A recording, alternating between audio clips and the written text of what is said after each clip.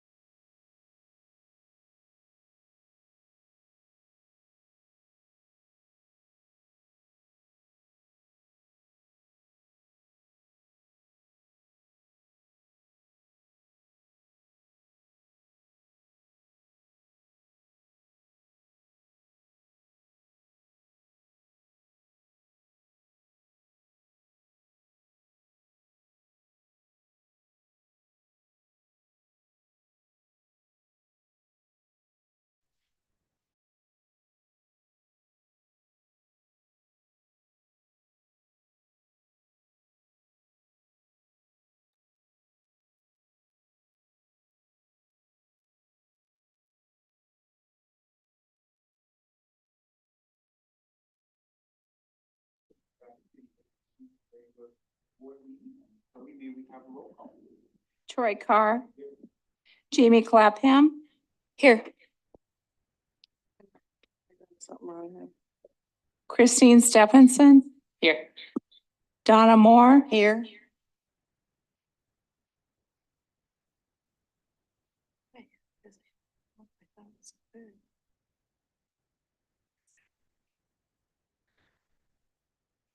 Michael Berglund. Here. Walt Schwan, Here. Katie Urban. Here. Amelia Schaefbauer. Here. Arabella Scott. And Maricel Parentis.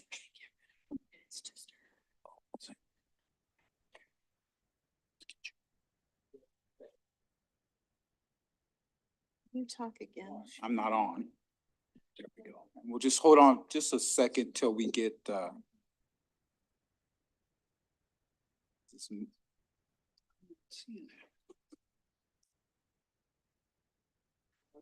I know. testing, testing. It says recording. What is that? I don't want to be recording. That might be why we kept going to her. Can you get rid of recording? No, that's, they're recording the meetings.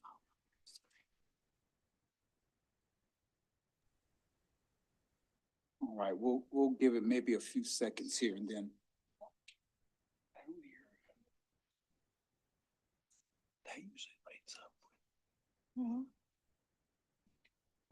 Testing, testing. Is it still I can happening? hear everybody. Yeah. Yeah. The volume on your computer has to be all the way down. Or- But like the computer itself, it's not on Zoom. Is it all the way down? Can't tell. Hello. Yeah, I don't. Click there. And then that needs to go all the way down. There, that should fix it. All right. I testing. apologize. Oh, I'm that's sorry. no problem at all. Sorry. No problem at all. Technical difficulties all the time. Okay. Yeah. All right, at this time, we'll have a 15-second moment of silence for our invocation.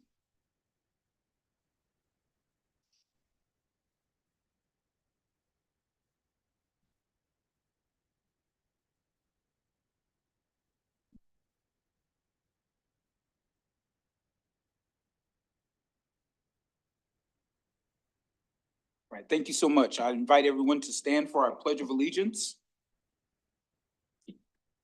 I pledge allegiance to the flag of the United States of America, And the republic which stands, a nation under God, indivisible, with liberty and justice for all. All right, before I entertain a motion for the proposed agenda, we have an edit that we'd like to make. And under item 4, we do have a sharing the success that will be led by Rapid City Public School Foundation. All right, so I'll entertain a motion to approve the agenda with the previous stated addition. Motion to approve. Second. Okay, it's been approved and seconded to approve the agenda. All in favor signify by saying aye. Aye. Any opposed, say aye. All right. Sharing the success.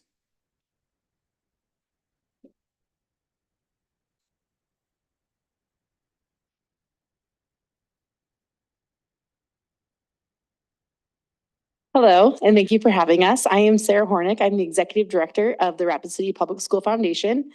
And today we had the absolute pleasure of going into the schools, and we gave out $2,000 worth of cash prizes to our staff throughout the Rapid City area schools. And it was for our Above and Beyond campaign. And so truly, it is such an honor and a privilege to go in and hear the stories and the comments that are made from the staff about each other. We shared a lot of laughs, a lot of tears today. And I would like to turn it over to 2 of our board members to talk about who was recognized from each school and who our sponsors were of the program. Hi, my name is Bob Chalberg. I think this is my 3rd or 4th year doing this, and it's like Sarah said, it's 2 of my favorite days of the year, and I say that every year, but it's true. Excuse me. Katie helped me today at 2 schools.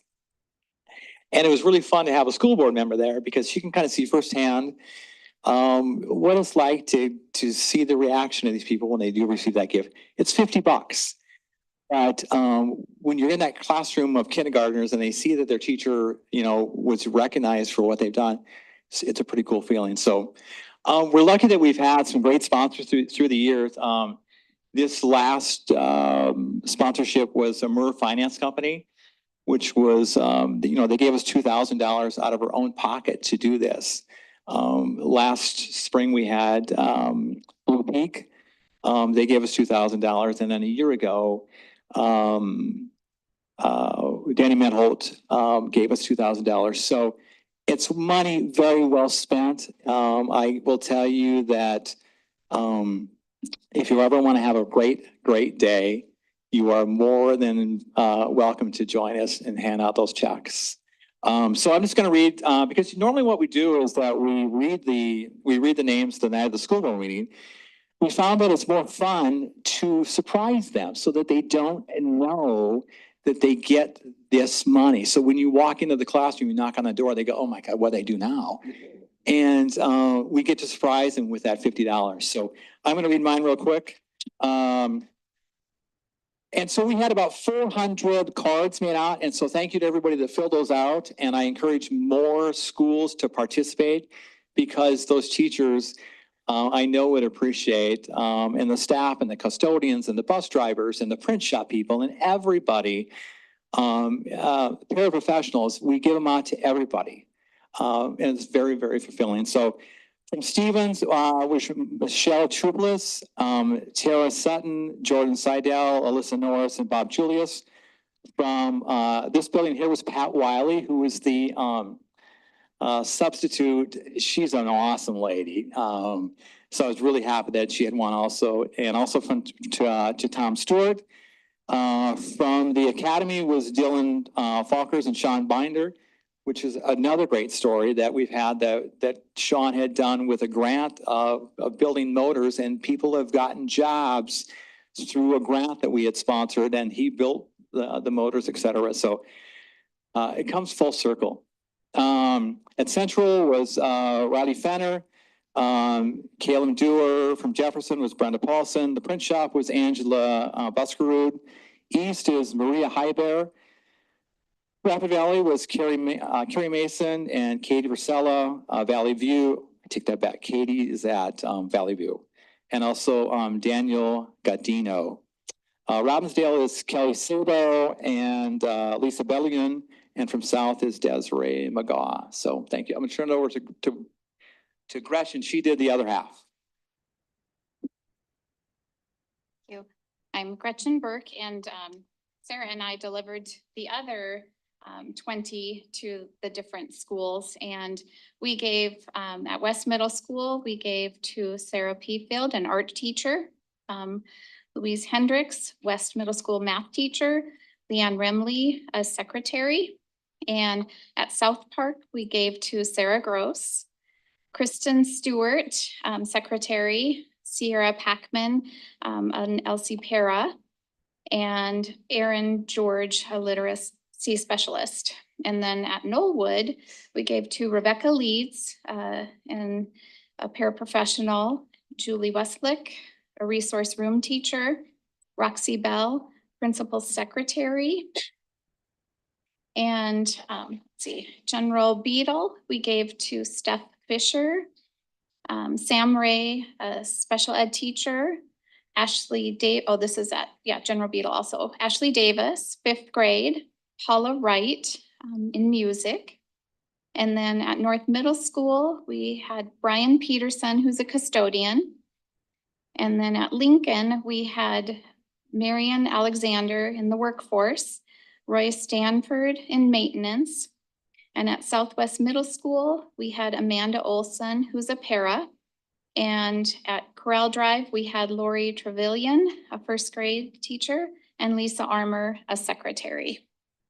And as Bob reiterated, it is such a positive experience, and it's so enlightening, and it's just fun to see the writings that are given from their teammates. And I just feel like it really empowers people to be together as a team effort. So it's very gratifying and rewarding to be able to do this. Thank you. Let's celebrate our staff. Yes. Ms. Stephenson?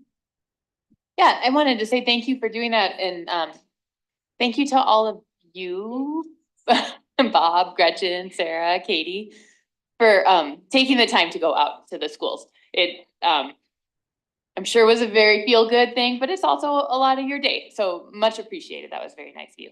Thank you. Mrs. Urban? So it was my pleasure, and Bob and I are kind of saps. We were both cried at least once. But they were just, like, it just means so much to do it in person. I think it this way versus how it was before, just drawing them at the board meetings. This is just so much better. Just made their days a little bit better, and it felt good to be part of that. So I really appreciate the foundation and the sponsors. And I think it would be great to have our sponsors come along once in a while, because I think they would see how much their contribution, like what the difference that it makes. So, yeah, thank you guys. They usually do, actually. Oh, okay. Yeah. Yeah, our sponsor this year was Jeannie Carn, and she had a conflict this morning, but last time we've had some sponsors go with it, which is, it's a little more enlightening for them to see how their money works. So it's good. So thank you, Katie. Thank you. Anyone else? All right, moving on to persons wishing to address the board. We have 5, so each of you will have 5 minutes.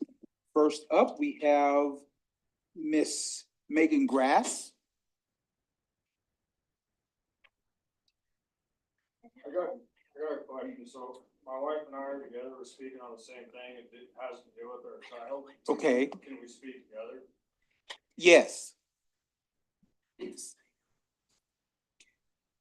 Since you're dual, I'll give you 8 minutes. How about that? We won't. do that. Okay, all right.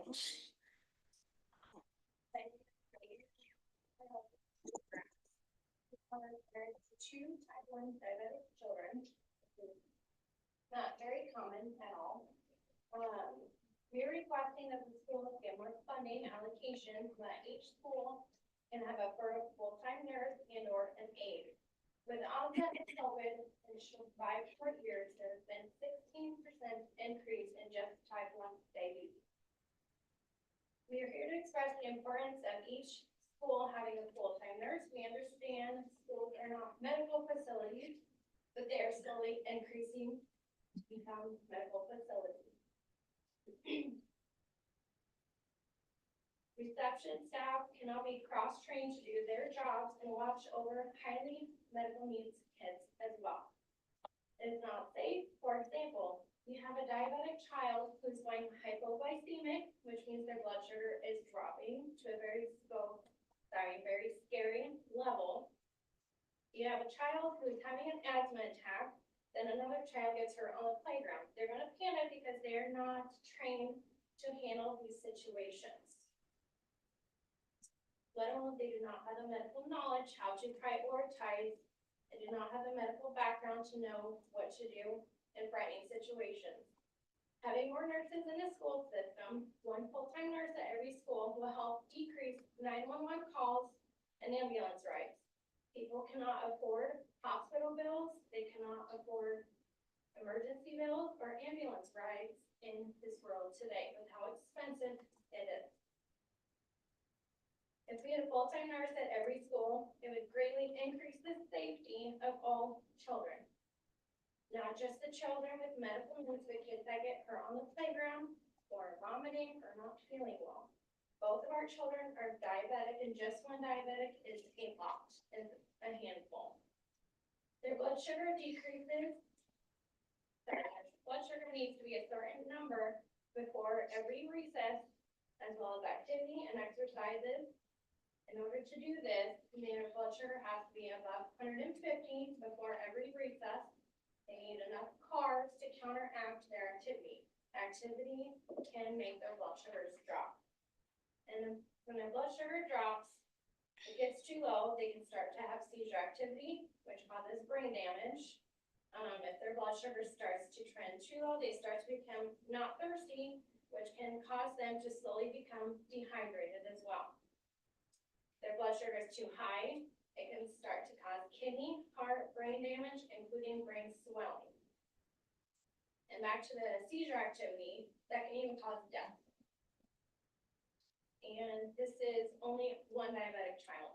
There's multiple at the school, and this is just one. They have to be watched like a hawk 24/7. Diabetic blood sugar is not controllable and extremely, extremely fragile and scary. Everything everything they eat requires insulin for at least 20 minutes before they have a meal.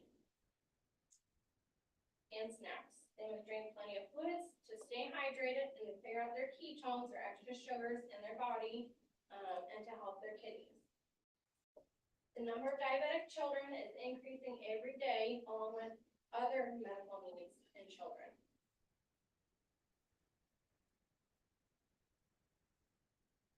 So I just wanna touch base on a couple of the things that she was talking about, so. With the school nurses jumping school to school, so like our nurse will jump up to the middle school, we're at Rapid Valley.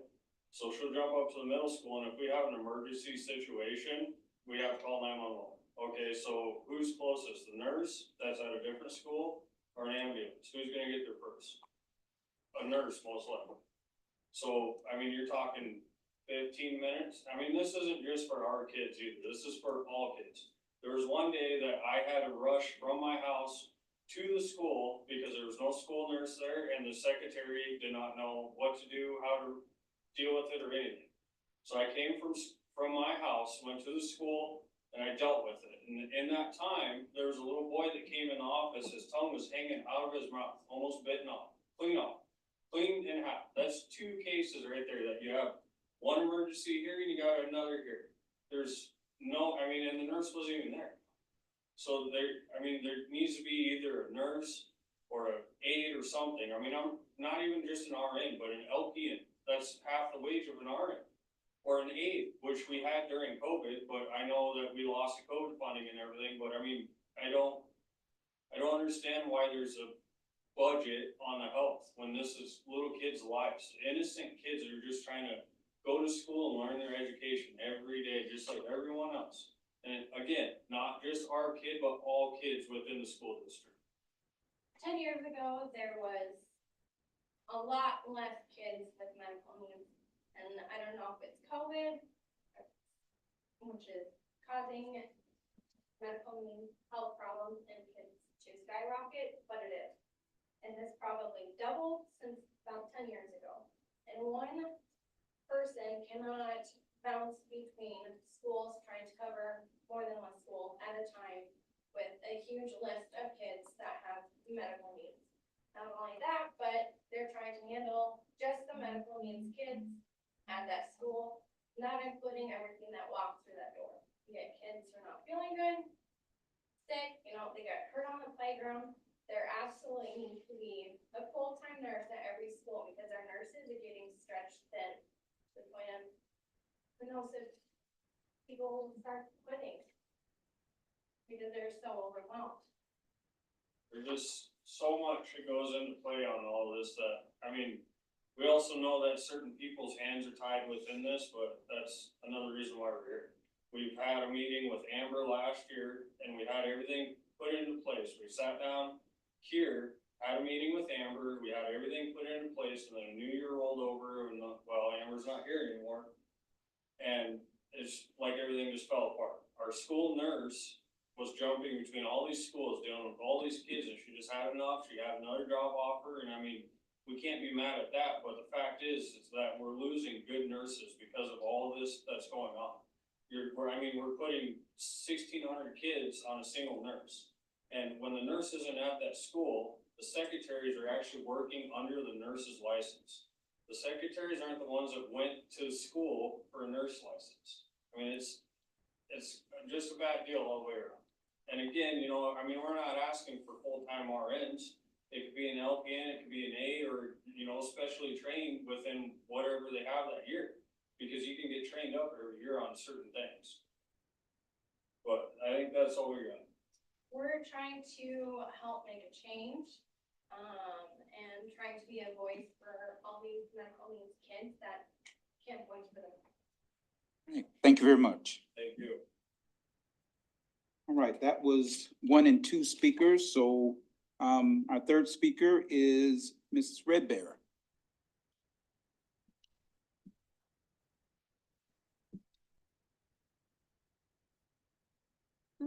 Is it on? It doesn't sound like it. Oh, yeah. Okay, there we go. All right. Thank you. Yes, my name is Sunny Red Bear. I wanted to come just to talk about some concerns I had regarding the SRO MOUs and the agreements with the Rapid City Police Department and the Pennington County Sheriff's Office. Just reading it over today and just making some notes about just some concerns I had. The first thing is the failure to acknowledge treaty laws. I see that the MOUs require SROs to follow local, state, federal laws, but fail to mention treaty laws governing the Oceti-Sakowin territory where Rapid City is located. So ignoring these treaties erases the sovereignty and the legal rights of Indigenous nations, which are protected under the US Constitution. The second thing is, one thing that was very clear for me is that there was no clear metrics for success or accountability. The agreements don't include measurable outcomes or evaluations to show if the SRO program improves safety or reduces violence. And then without accountability, the program really risks, harming Indigenous and marginalized students who are already over-policed. Third is the potential violations of the OCR resolution agreement in general. While the agreements mention commitments to the OCR resolution, they lack, yes? If you all want to have a conversation in the back, can you just step out while someone is speaking, please, so that everybody can pay attention to that? All right, no problem. Okay, thank you. Go ahead. No worries. Okay, so the potential violations of the OCR resolution agreement. While the agreement mentions commitments to the OCR resolution, they lack details of addressing the systemic discrimination against the Native students that was very clearly outlined in the agreement and in the OCR report. There are vague promises of training and data collection, but no clear enforcement mechanisms to prevent further civil rights violations. And the last thing is the impact on community trust. By ignoring treaty laws and failing to set accountability measures and not adequately addressing the civil rights commitments, the agreements foster distrust in Indigenous communities. This undermines I believe, the goal of building the positive relationship between law enforcement and the students at the Rapid City area schools.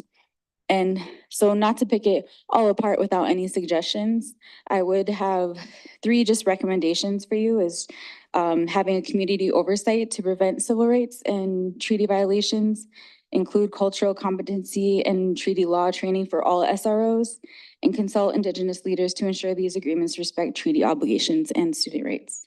Thank you. Thank you very much. All right, next speaker, Mr. Ironshell. Good evening, community. I'm also here to speak about the MOU with the SROs conversation. And I'd like to bring up possible civil rights and treaty rights obligations, which I see in the MOU as it stands right now. The MOU focuses on criminalizing students rather than restorative practices. Like, that's not in there at all. It's still kind of whitewashes this whole conversation about why you've been reprimanded by the OCR and have to carry out these recommendations of them, because it still seems to be violating the civil rights of those that it's supposed to support, meaning Indigenous students. I think it's disproportionately continues to harm Native American students, and it violates the laws of Title VI and the Civil Rights Act. It's weak anti-discrimination protections. The agreements include vague commitments, and I say that again, vague commitments to prevent discrimination, and lack clear plans to address bias against Native and other students of color. There seems to be no oversight of law enforcement, even though it says that discipline of SROs will be enforced by RCPD. What does that mean? Anytime a community member complains to RCPD, it does not go anywhere. And so what is the mechanism should parents or students have concerns about this MOU in practice? Privacy concerns. SROs can currently access student records. Some of those records are protected under HIPAA because they might be expressing some mental health needs of those students. So why does the SRO have privy to that type of information? SROs can access student records under the FERPA, but the agreement doesn't explain how this information, again, will be protected. Treaty rights violations, ignoring treaty obligations is just wrong.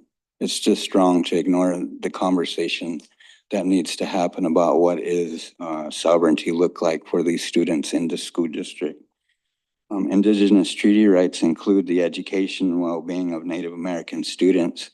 These agreements don't include cultural relevant practices or acknowledge Indigenous governance. And again, perpetuating harm. The current agreement increases police presence without addressing the systemic inequities faced by Native students, further violating our treaty commitments to protect Indigenous well-being. So I guess I'm asking you to take a cultural approach to this and not just a police approach, because that's why we're here with this challenge in the first place. Thank you. You're welcome. Thank you. Right, our last speaker for the night is Mrs. Thompson.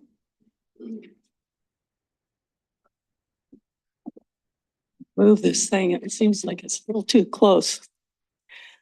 Excuse me. My name is Florence Thompson. I'm president of South Dakota Parents Involved in Education. I'm also a retired school psychologist with over 40 years experience in the schools. I just wanted to talk a little bit tonight about the future of education in America. It seems it's going to be different from now on, at least for a while, as a result of the last election. The Trump landslide is bringing in a lot of changes at the administrative level. For one thing, the Department of Education, one of Trump's talking points, or one of his issues, was to close the Federal Department of Education. And Elon Musk and Vivek Ramaswamy, who are going to be the co-leads on the Department of Governmental Efficiency, they're calling it DOGE, I'm calling it Dog-E, but anyway, Dog-E is going to go through the whole bureaucracy and cut budgets and really take out unnecessary programs and that type of thing. So there are going to be some big changes. And they consider closing the Department of Education a very reasonable proposal. And Betsy DeVos, who was the previous Secretary of Education on the federal level, also has said that she's in support of disbanding the Department of Education. These programs would then be turned over to the states, and the states would do their own plans and their own education plans. This would require congressional approval too at some point, but there are definitely going to be changes coming down the pike. Another big issue that emerged from the presidential race was males in women's and girls' sports and locker rooms, et cetera. This was a really hot controversy, and it was the American people do not want these policies that put women in competition with biological males and have males in their private spaces. And this is very, very, very much supported by the general population. So we need to recognize that that is not a popular idea, and it needs to be, we need to consider that in our school district as well. Another big issue that emerged during the presidential race was the transgendering of children in the schools, particularly without the proper disclosure to parents of what is happening with their child, and also putting pressure on parents to give permission for life-changing surgeries and hormone treatments, that type of thing. This is a very unpopular thing, and it's proven to be very unpopular with the general population, with our citizens. They do not want these policies, You know, no matter what you may believe, your personal mission in life is, it is not going to fly with the general public. And I think the schools need to recognize this, that you work for the citizens, you don't put your own agendas out there. So it's going to be an interesting 4 years, and I think we'll see a lot of changes. And I'm hopeful that a lot of them will bring good results for children. One of the things that kind of came to my mind too, as well as when the parents were previously talking about their child with diabetes. That's one of the things that President Trump is trying to do by bringing RFK Jr. in there to make America healthy again. And one of his great concerns is the large increase of chronic disease in children. So hopefully this will be turned around. And it's all going to depend on good science. And it's time that good science was actually honest and recognized and not being controlled by the big corporations and this type of thing. So hopefully there'll be help coming down the pike on that one. Thank you. This time, board response to open forum. Seconds. Thank you. Gotta pull out my notes. Okay. Mr. and Mrs. Grass, thank you for coming in. I actually was not aware of the rise in type 1 diabetes, and just pulled it up and glanced at it as you brought it up. And, you know, there isn't really a magic wand of anything that we can do regarding like, we'll change this around. We'll have all these nurses tomorrow. My impression is that you understand that, but I also think that like what you've pointed out is this is a conversation we need to be having. I think having a child with type 1 diabetes is terrifying. You must be scared every day. I appreciate you putting your trust in the district. And I think it probably is something that we need to kind of see the writing on the wall. It's gone up 30% in the last 4 years, and it's not a problem that, regardless of what Mr. Kennedy might be able to do, it's not going to go away just like that. So I appreciate you being here and sharing your story. That takes courage, and I think you did a very nice job. To Mr. Ironshell, my understanding in regards to privacy with the SROs is that they were given far more access to student records than they needed, and that has been taken care of, and that the only access that they have, they don't have unbridled access. This is my understanding, is that they don't have unbridled access to student records anymore. They, yeah. Mr. Ironshell, it's just one way speaking right now, so thank you. I don't know, but we have been told that. So, and I have high confidence in that information. I don't have reason to doubt it.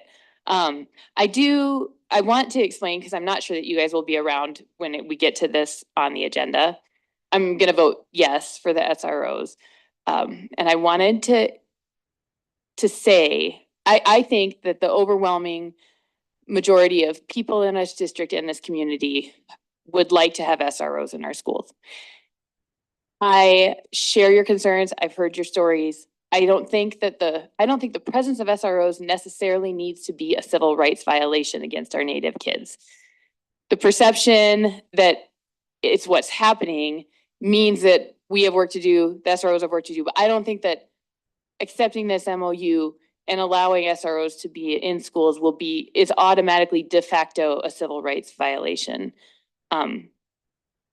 So I just wanted to say that because I don't know that you're going to be around for the vote. And I recognize that we still have work to do. I mean, I'm not saying that signing this and agreeing to this is not saying that there's not work to do. I agree. I think there needs to be a complaint process. We need to have some checks and balances, but I just wanted to say that publicly in case you need to leave. Ms. Urban. All right, Mr. and Mrs. Grass, thank you for coming. I think your comments are so important. And I don't think yours is an isolated incident. I've been, just the few times that I've been in schools this year, I've witnessed some things that had me concerned. And I think our nurses are doing an excellent job with the resources that they have, but the reality is they are just spread thin. So I'll save most of my comments for later on in the agenda, but I appreciate you being here. Ms. Redbear and Mr. Ironshell, thank you for your comments. I think the spirit of this MOU is really trying to say we want them to be there as a support system, among other things. I think the training is a good suggestion. That's in the MOU that we're going to be responsible for some of that training. So I do think that's important. I'm going to vote yes. I definitely support SROs in our schools. I think this clarified some things. We work closely with OCR to make sure that we followed their recommendations or their requirements more. But they approved it. And I think this really makes it clear that school administrators are responsible for discipline issues and law enforcement are responsible for law violations. And so, yes, I'll be supporting it this evening. Mr. Brooklyn. Thank you. Thank you all for bringing your thoughts. First off, as I've stated many times, transgendering is not a verb. That is not happening in our schools. And for anyone who may be listening, my number one priority is always keeping kids safe, whatever that means. Kind of along with that, thank you to the Grass family, who I went to school with, for bringing your stories with us. And I think before I get into that, I think that shows that we are not performing surgeries at our schools when we can't even afford to keep kids with diabetes healthy. And as many others have stated, I think that we do need to kind of look at our priorities there. I know this came up a lot last year and I've been hearing it a lot, so I appreciate you coming and sharing your story as well. Moving on to the kind of SRO discussion, I am feeling conflicted because I've heard these stories a lot. And I have also, as Ms. Steffens has noted, heard a lot from our community that many of them do want the SROs in our school. And so it's probably going to take until agenda item U for me to decide how I'm going to vote on that. Because I am hearing very conflicting things from a lot of people on both sides. And so I'm really, really struggling with that. But we can talk about that later on, but I do appreciate you all coming and sharing your stories for me to think on. Ms. Clapham. Hoping being one of the last, I can be succinct here. So one, I would say as far as comments and thoughts about schools and health decisions for children, I think every one of us here has supported what parental rights means is a parent's right to parental and health decisions. And I don't think that there's anyone in this district who has ever attempted to limit that. It's a little bit frustrating that the implication is made because you can't give a child an aspirin without parental permission. So the suggestion or implication that other things are happening with extreme consequences is just unreasonable. Our policies are very clear on what is required for any sort of health access and information. So I think that needs to be very clear and that this district and this board has never seen it or practiced in any other way. I would say to the Grass family, you know, I'm a healthcare provider. Healthcare in our students has a deep place in my heart. I think it's good, obviously later that we're going to talk about this more. I think it's complicated. It's very, and that probably sounded super cliche as it came out of my mouth, but it is very complicated. And I hope that as we continue the discussion that we have families to the table to talk about what our options are. I think example, just so one of the things I didn't realize about how hard it's sitting in the seat when I have people telling me like, we need reading curriculum, we need behavior specialists, we need this, we need that, and I'm not denying that any of them are right. But then when the bank account has a certain, so how do we balance that? Like I said, not saying in any way, that health is what gets cut, but how we balance it. And I'm very open to the discussion on what that looks like, how we do that. And so I appreciate you bringing that to light. I know it's, if you've heard me speak at all, I say, we have 12,500 of somebody's babies and those are your babies and they're our responsibility. And I do absolutely believe that in my heart of hearts. So I think continuing the conversation, bringing affected families to the table, I think is really important. So I think that conversation should continue. The MOU, I appreciate your thoughts. I appreciate suggestions. I really love when people come not with just a complaint, but a suggestion. I think that's really positive for both people. I am struggling there. I will be completely honest that I have about this much knowledge about treaty law. So I don't know what that looks like in our other policies and our policies in general. So I am fully open to discussing that and what that looks like. I do think one of the challenges that may not have been clear in this, that the hard part is that MOUs and the OCR, so the district is in the agreement with the OCR. Pennington County Sheriff and the RCPD are not, so it gets complicated because their attorneys have to be cautious of agreeing to something that they are not legally tied to, which I understand. But that also makes it complicated and messy. So that is a complicated piece. I kind of like Michael want to chew on like the idea of looking into treaty law being more specific about language about training. I don't necessarily think that's a bad idea. You know, on its face, I don't think they're necessarily, the MOUs themselves are bad, but I am open to suggestions and feedback, and I appreciate that feedback and that dialogue. So thank you all. And as far as the complaint process, one thing our directive of climate and culture that we're currently interviewing for right now, that will be a much more direct way to address complaints, which is another thing that this board has heard, like, we don't have a great process, and I do not disagree. And so that directive of climate culture, I think, is gonna be a huge piece of that. That will be a direct person that umbrella is under. We're getting closer to hiring them. They're not here, but we're getting close. So I just wanted to make that clear as well. So thank you all, and I really appreciate respectful civil discourse. Anybody else? All right, thank you, board. At this time, we'll have student representative reports. Up first, Ms. Schaefbauer from Central High School.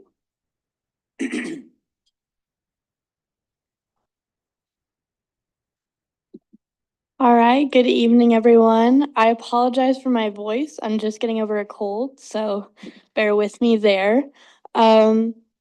Starting off, lots has happened at Central in the last couple of weeks. Firstly, over the weekend, lots of amazing things took place. There was a theater performance of Hansel and Gretel. There was a great showing of attendance from Central students and staff, along with a lot of community members that came as well. I wasn't able to go, but I heard that it was a really good show. The cast put on 8 shows in total, with 4 of those being for elementary schoolers around the district, so that was pretty fun. In other weekend news, for speech and debate, Central competed against 28 schools and over 500 competitors, taking home 10 medals in multiple events. So just a quick congrats to everyone. In Friday's congressional debate, Kelty Silbernagel took 1st place, while Lily Linnerman took 3rd place and Emma O'Loughlin took 5th. In novice informative speaking, Kaylin Hansen took 1st, Zoe Gilbert took 2nd, and Anna Boyle took 5th. In novice oratory, Marissa Bonsness took 1st place, and in Saturday's congressional debate, I took 1st place, Layla Fether took 6th. Finally, Robert Dukes took 6th place in Lincoln Douglas debates. And also a couple of tournaments ago, Rain Reed and Aubrey White Eyes medaled after going undefeated in public forum at a recent novice tournament. So huge congrats to everyone there. It was a really fun tournament. Central football players Waylon Benbow, Ben Papke, and Easton Graff were also recognized as Division 11 AAA All-State athletes. So huge congrats to them. That's a huge achievement. Also at the last school board meeting, I mentioned our mock election that we did at Central a little bit ago. Since, you know, a lot of our students can't vote, we had a little mock election. Somebody, I think it was Miss Urban, asked me about the poll results, and I didn't have them, but I got them today. The representatives and officials were all elected the same way. The only differences were on like the South Dakota laws and measures proposed. Central voted yes on pretty much everything, which is very different from the actual results, except referred law 21, the pipeline bill, which they voted no, similarly to the rest of the state. For future news, Central will be hosting a winter formal. The theme is Aurora Borealis or the Northern Lights. There'll be lots of bright lights in purple green colors, so that'll be pretty cool. It'll be on December 7th, and hopefully attendance will be very high. The theater department is also sparing no time after the fall play to begin casting for the one acts. Auditions will be held on December 2nd and 3rd, and the plays will be performed at the state one acts, I believe, around January or so. Softball is having an introductory meeting this Thursday, November 21st for the spring season. This Thursday, ROTC will also be collecting non-perishable food and small cash donations for local families in need during the upcoming holiday season. NHS juniors are having an introductory meeting tomorrow, and the induction ceremony will be shortly after Thanksgiving break. So congrats to everyone that made it. And speaking of Thanksgiving break, a lot of students are very excited to get some well-needed rest after some busy weeks. And to wrap up, once a cobbler, always a cobbler. Thank you.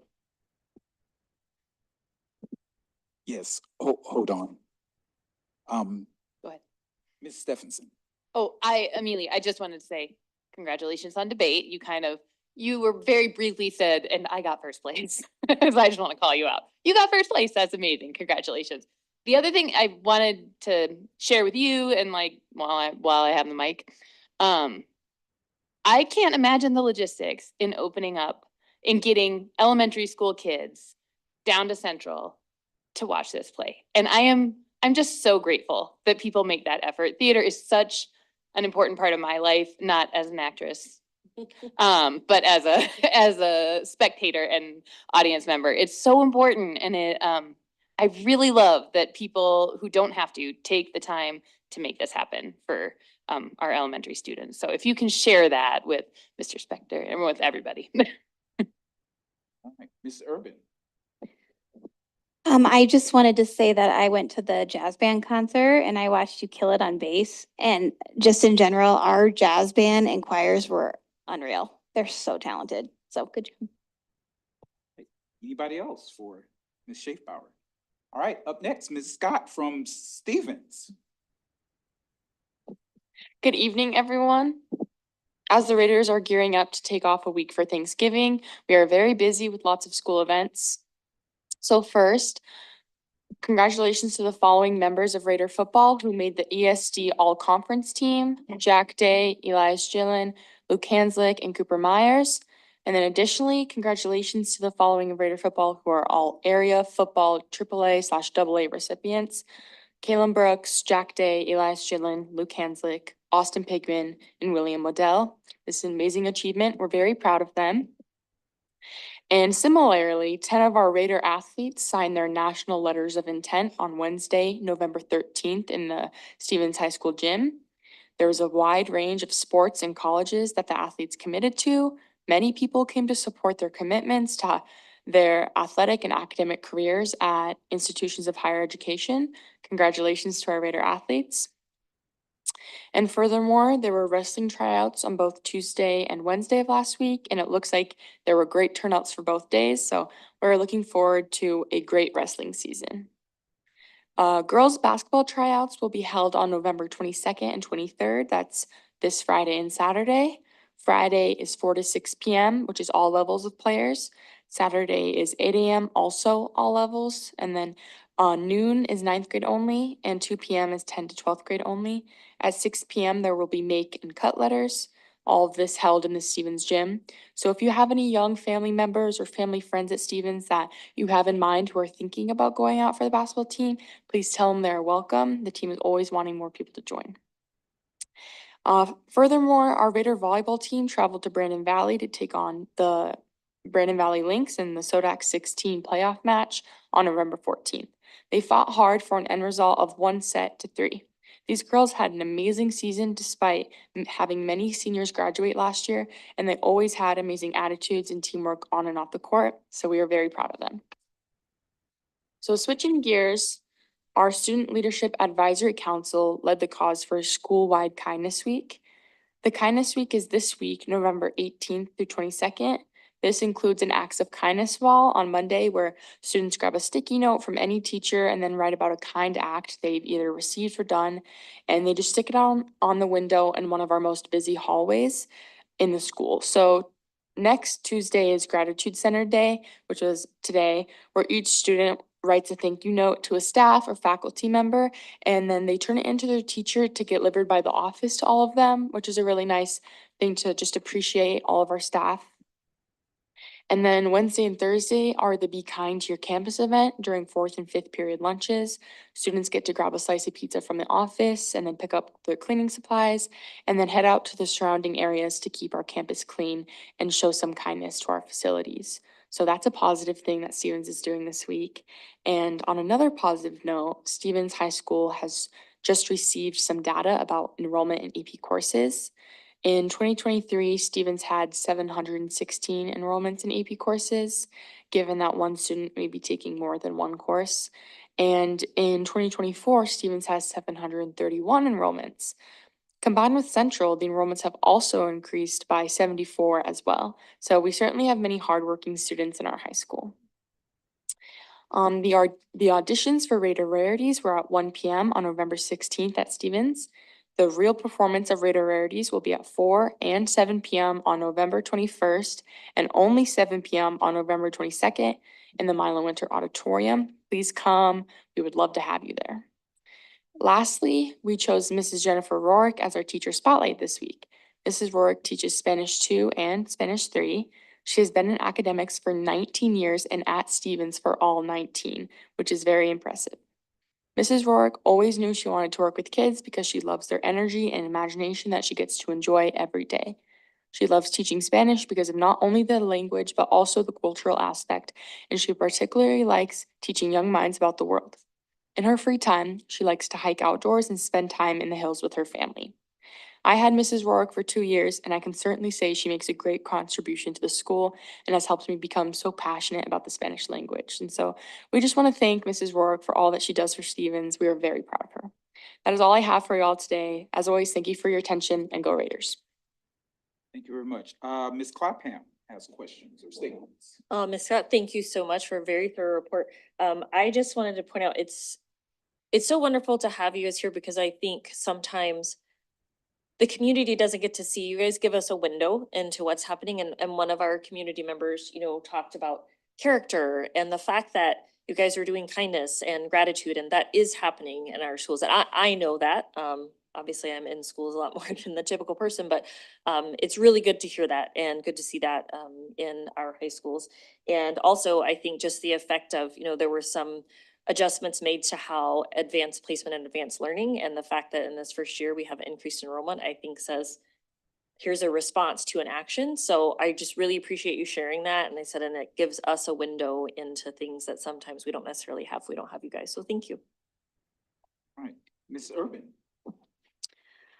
I am glad to hear about the increase in AP, kids taking AP courses. And I had the pleasure on Friday of attending Dr. Smith's kids class presentations for his AP. And those kids are going to change the world. I was just blown away. They had asked me to judge it, and I'm glad I said no, I just want to watch, because I would not have, I was a little lost sometimes. They were talking above my head, but truly their projects were incredible. And I think that they are going to change the world. Thank you so much for mentioning that. Unfortunately, I was gone on Friday, and I was gonna present in first period, and my original team of 5 people, our idea had made it to the final stage, and we were so proud. We only lost by 0.2 points, and I'm really proud of my team for doing that. So thank you for your input. But Bales, all right, seeing no hand. All right, Ms. Maricel, can you pronounce your last name for me? Barrientos. Barrientos. Barrientos. All right, Ms. Barrientos. Thank you. You were right. Okay, so what I have today for current events at RCAA, we are doing a CPR for district capstones. Rapid City Alternative Academy hosted a district-wide CPR and first aid course for capstone students last Friday. Over 20 students spent the day at RCAA and were successfully certified in CPR, first aid, and stop to bleed. Second quarter midterms, Rapid City Alternative Academy is on quarters, which means our midterms are this week on the 21st. This is a great time for all students and parents to check on their progress. Parent-teacher conferences. Rapid City Alternative Academy has elected to do our own conference schedule that aligns better with our quarter schedule. Following the Thanksgiving break, we'll be holding parent-teacher conferences on December 5th, Our last conference night saw a big increase in the number of families involved. Student surveys. This week, our attendance committee is working hard to gather student and staff input on what they think affects attendance and what we could improve for better attendance. I'm excited to bring updates throughout the year as we continue to work on our attendance. Feeding South Dakota. Rapid City Alternative Academy houses many wraparound services to support the learners of our district. I will be taking a moment in my reports to highlight these services from time to time. Last time I was with you, I shared about the YMCA Jumpstart program. Today, I would like to share about the Feeding South Dakota Food Pantry at RCA. Many of you may be familiar with the Feeding South Dakota Backpack Program.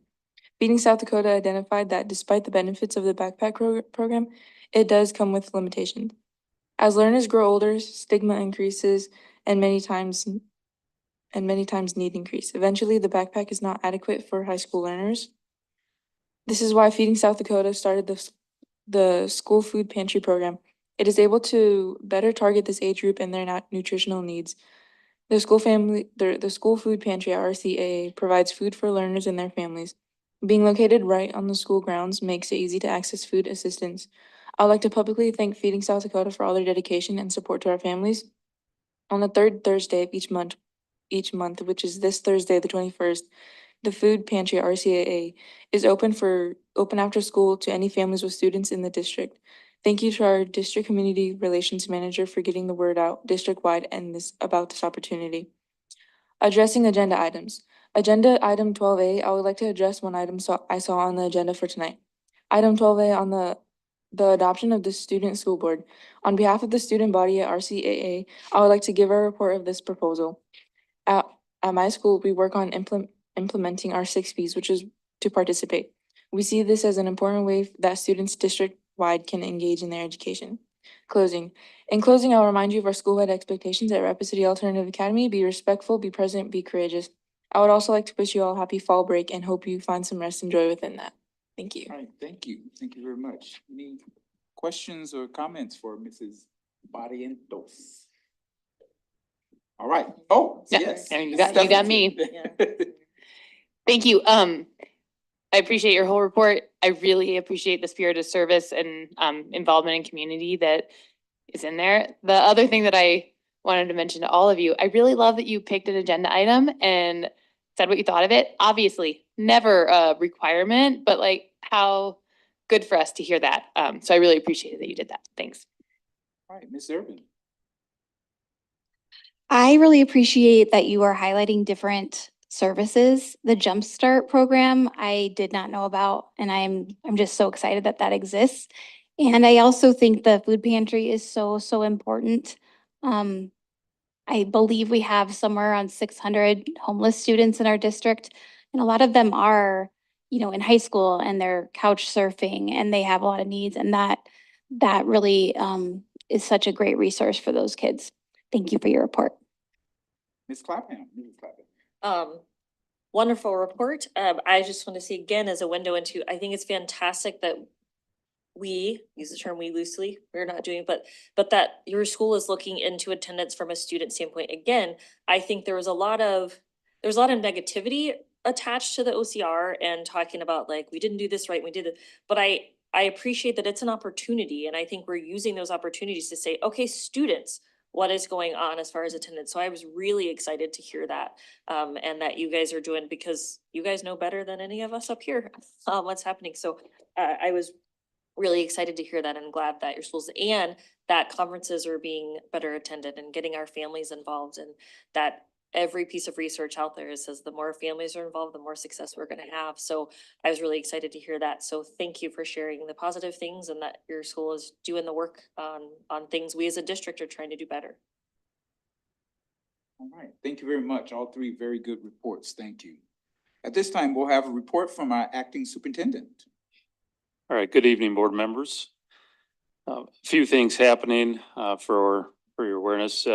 Last week, we had our strategic plan and pillar work around organizational excellence. And this is something that we continue to work with Stewart Education, specifically Casey Volkoviak. So she was working with our direction leaders, myself, Mr. Sassy, And we really got into the district services survey. So this is one of the 4 surveys that we deliver now on an annual basis. And some of the categories or the 5 categories for the survey to take place is around accessibility, accuracy, attitude, operations, and timeliness. So we really looked at the initial responses because the survey closed last week. So we just took an initial step into those results. I had some conversation around that, and that is something that our district direction leaders will continue to look at on a weekly basis, starting again this Friday, trying to figure out our action steps in response to our results. In addition, we had our pillar team meetings. We just called them wellness checkups. Again, looking for clarity, looking at next steps around our progress, our feedback, and predictive measures. As you know, Casey is very good at providing guidance, providing direction, telling us certain things we need to hear, and just moving us in that in the right direction. So appreciate that time and how our team worked together in that. Last time we met, we talked about the excitement around receiving the school-based mental health grant. We have now received a Stop Violence grant, just short of $1 million. And this is through the Department of Justice. The project is proposed to fund 2 MTSS coordinators. MTSS stands for multi-tiered systems of support. It includes also a high school social worker and a middle school social worker. This grant is for 3 years, so the other grant was for 5. And with any grant, we need to be very diligent on implementing and always looking at longevity with these. But we are very excited to start getting into understanding all the details of this grant. Our team hasn't met yet, but we'll be doing that shortly, and we'll get a press release out real soon as well. So very excited to receive another grant for supports in our schools. As you all know, we had our first staff trivia night and had some fun getting I was gonna text you about that. Getting staff together. The board was well represented, and overall we had 9 teams, so that was really exciting to see the turnout, to have some pizza and just have some good time being together, trying to answer some questions, some very challenging, some kind of silly, and some you're just like, what? How did I not know that kind of thing? But really good stuff. And I thank Ms. Schaefer for putting that on.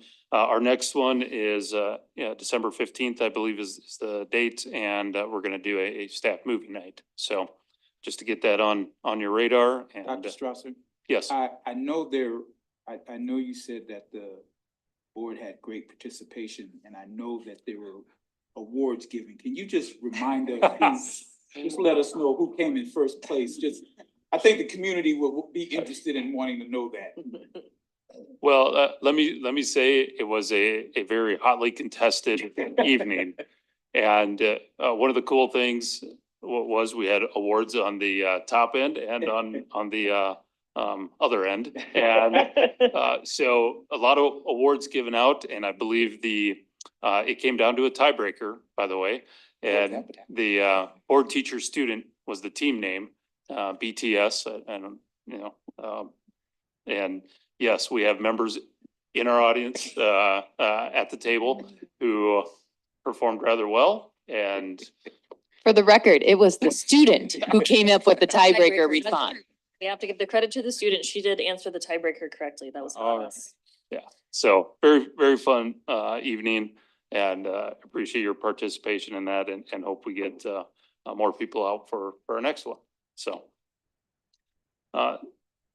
the November 5th training, just so you're aware, three big things going on. We have a lot of training across our district, but we continue to dig into the AIM pathway, which is about reading instruction based on the science of reading.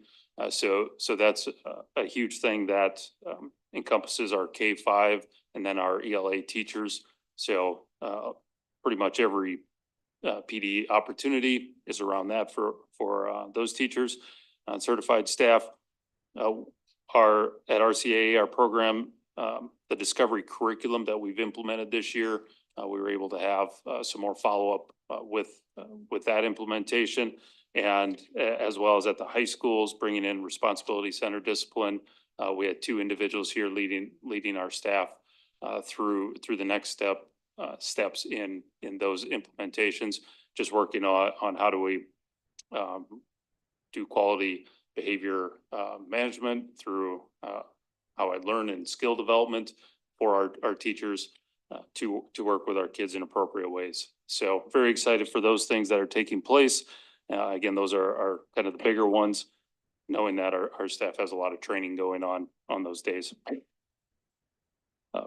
It was briefly mentioned, the Director of Positive School Climate and Culture. We are continuing with interviews this week and looking at filling that position in the near future here. We've also been working with communicating with other outside organizations that could potentially provide certain services to help us implement and carry out the voluntary agreement. So those things are continuing. And those are the things that I wanted to bring up for you tonight. Be happy to answer any questions. All right. Any questions for Dr. Strasser? Ms. Stephenson? I actually don't have a question for you. I did notice that the new reporter from the Rapid City Journal is here, the new education reporter. And I wanted to point out that the school-based mental health grant and the violence prevention grant would be a terrific story. We have a lot of needs in this district, and our staff has done the work to apply for grants to meet those needs. And it's good news in a time when like a lot of what you hear regarding public education is not great news. I think this is something that the community needs to hear too. So appreciate that you're here. Also you. Right. I lost my ability. Any other hands for Dr. Strasser? Okay. Mr. Sassy is so excited about giving his report. He's ready. All right. My apologies for commandeering the screen early, sir. I was trying to get a head start and move quickly. So thank you, President Carr. Board, I wanted to take a few minutes tonight and start a conversation regarding fiscal year 2026 and start talking about some early budget indicators, in particular property valuation. A few comments regarding the budget process. First, I think one of the most common questions I get is, well, when do you start the budget process? And the truth is that it never ends. It's just a continual process of monitoring, analyzing, preparing for the next year. So it never really ends. However, the picture starts to become clearer in that January, February timeframe as we start to get an idea of what our current year budget utilization is going to look like, what's happening at the legislative level, and a lot of those factors start to become clear. It gives us a much better picture. But even at this point of the year, we can start looking at factors that we know are going to shape our budget as we move into next year. You've heard me say this many times before. Oftentimes, the revenue indicators typically run ahead of expenditure indicators. And so we have a better idea what's happening with a lot of our major revenue sources. So tonight, we're going to take a look at one of those in particular, which is property valuation, which is a very, very big deal to our district. So what are we talking about when we say property valuation? So property valuation is the assessed valuation of all property falling within the boundaries of the district. So no matter what type of property it is, owner occupied, commercial, ag, whatever the case may be, the assessed valuation of all that property added together is what makes up the district's total property valuation. We typically receive the finalized figures from the property tax area of the Department of Revenue in that early November timeframe. So I just got these about a week ago.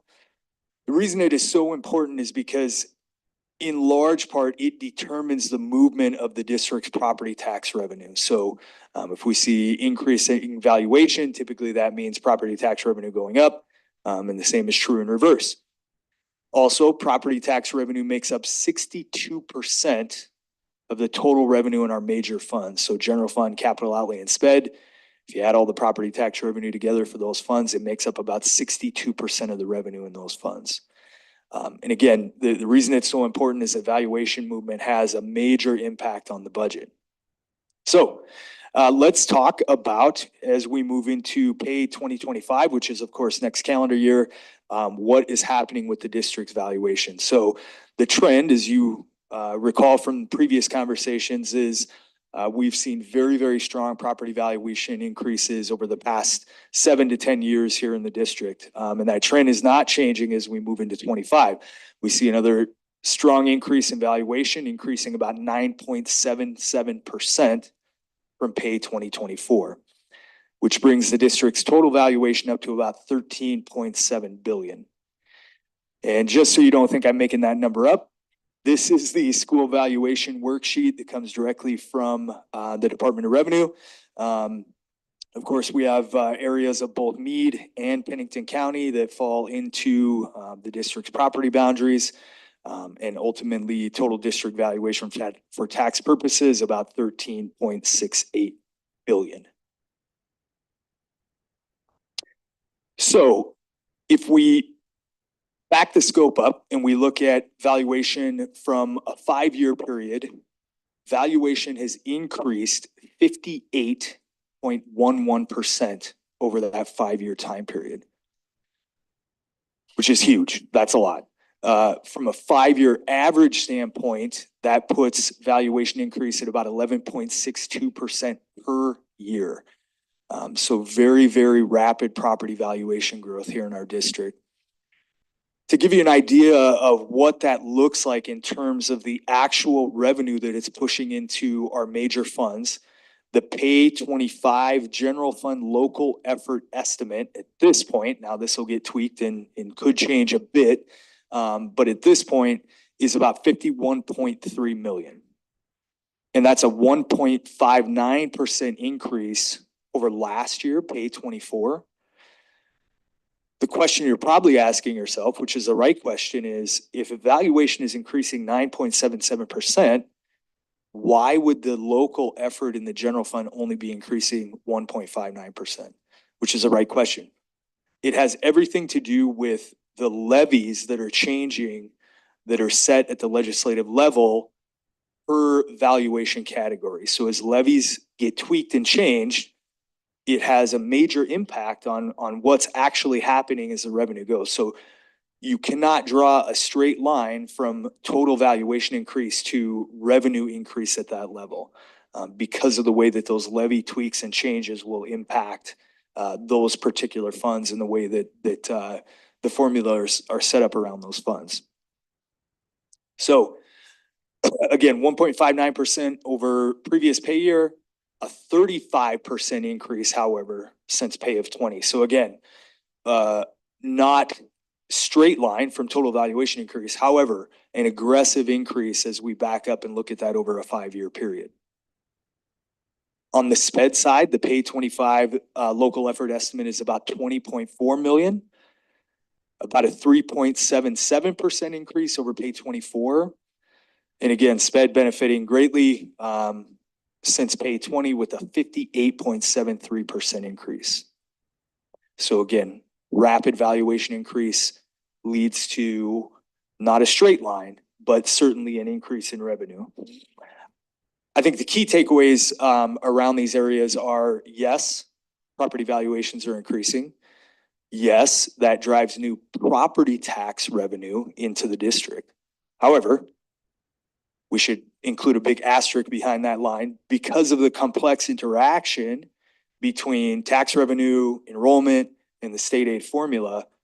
It may not cause overall revenue growth in the major funds. I'm not going to dive down that hole tonight. We'll talk about that more in the future. But I think that is a very confusing standpoint for stakeholders of our system because it would make sense that as you see property tax valuation increasing and property bills going up, that you would think that the district, being the major beneficiary of that, is seeing large growth in revenue, and that's not what's happening. But we'll dive down that another time. So turning our attention to capital outlay and looking at how this valuation increase impacts capital outlay, the first thing we have to remember is that capital outlay now has a different formula in terms of year-over-year growth. It is no longer a simple levy calculation. So previously, where it was very much like a general fund or a sped, and it had a specific levy and you applied that levy to the valuation, that's not what happens anymore. Now, capital outlay revenue is guided by this general rule formula. We've talked about this several times in the past. And the general rule formula says the capital outlay revenue cannot grow by more than a district's growth factor plus 3% on a year-over-year basis. And growth is defined as any new construction which has occurred in the last year within school district boundaries. So the county, as they're collecting all this data regarding property valuation, are taking essentially the new construction that happened in that particular year, assigning it a valuation, is comparing it to the overall valuation of the district and saying, okay, here is the amount of new growth that happened within your district in this past year. To make that even more muddy and confusing, all districts are still subject, regardless of any other factors, to the overarching $3 per $1,000 evaluation limitation. So no matter what happens in your district in terms of growth, your growth could be 1,000% year over year. A district may never exceed the $3 per 1,000 evaluation limitation. So there's sort of a double limitation in terms of what a district's capital outlay can do from a year over year perspective. Okay, quick question. Yes, please. Sorry. How long has this been different? Like, is this 1 year? This started in 17. It was conjoined with the teacher compensation bill and changed at that period in time. And generally speaking, Mhm. is it somewhat less than favorable for a district that is growing with new building at the rate we are growing? Yes. Would that be, okay. That's a very fair statement. We're going to talk about that right now. In general, very confusing. And again, leads to a lot of misconceptions by stakeholders, especially again, when they see their tax bill going up. So if we dig into this deeper and we look at the pay 25 capital outlay, our max capital outlay request for next year is 31.1 million. That is an 8.5% increase over pay 24, the previous year. The growth factor for that pay year was 5.5%. So again, if we plug that back into our general rule formula, we take the growth, 5.5%, plus 3%, and that brings us to our 8.5% increase. That significant growth increase, again, growth in terms of the general formula, is really a departure from what our district has seen over the last 7 years. And here's what I mean when I say that. So if we look at an analysis of the district's valuation from pay 19 to pay 25, we look at total valuation increase and compare that just to the growth increase, we see that in the early years, growth makes up a really small, a larger percentage of the overall valuation increase. So in these early years, we're running anywhere between 2 and 3.5%. However, as valuation really started to explode, particularly in this pay 22 through 24 timeframe, we saw the growth increase becoming a very much smaller percentage of that overall increase, to the point where we were seeing differences of over 4%, jumping all the way up to 16%, 15. And then again, this year we see that come back into somewhat of a normal range, quote unquote. But again, somewhat of a departure from what we've seen over the last several years. So what that means, or what that indicates, is that we're seeing a much greater valuation increase to existing property in those years than we are new growth. And I think, again, that can be very misleading if you're driving out around our community and you're seeing the amount of businesses and apartments and houses and land being developed. I think the best explanation I would have for that is when you have such a large valuation, the amount of growth that it actually takes to show a significant increase obviously is larger relatively than having a very small valuation. So Sioux Falls, for example, which is by all means a very quickly growing community, typically hovers in that 2 to 3% growth on a year over year basis. So it's just harder to show a large valuation increase. But this is a real thing and it causes real problems in our system. Back to Jamie's very good question. So what happens when we start to see this gap between total valuation and new growth is that it severely restricts our capital outlay revenue growth. And again, if we take a look at this and we analyze our capital outlay funding, again, comparing that overarching $3 per 1,000 max to the max request per the formula, we see in these early years when we have a smaller gap between total valuation and new growth increase, that the difference between those two numbers is fairly small.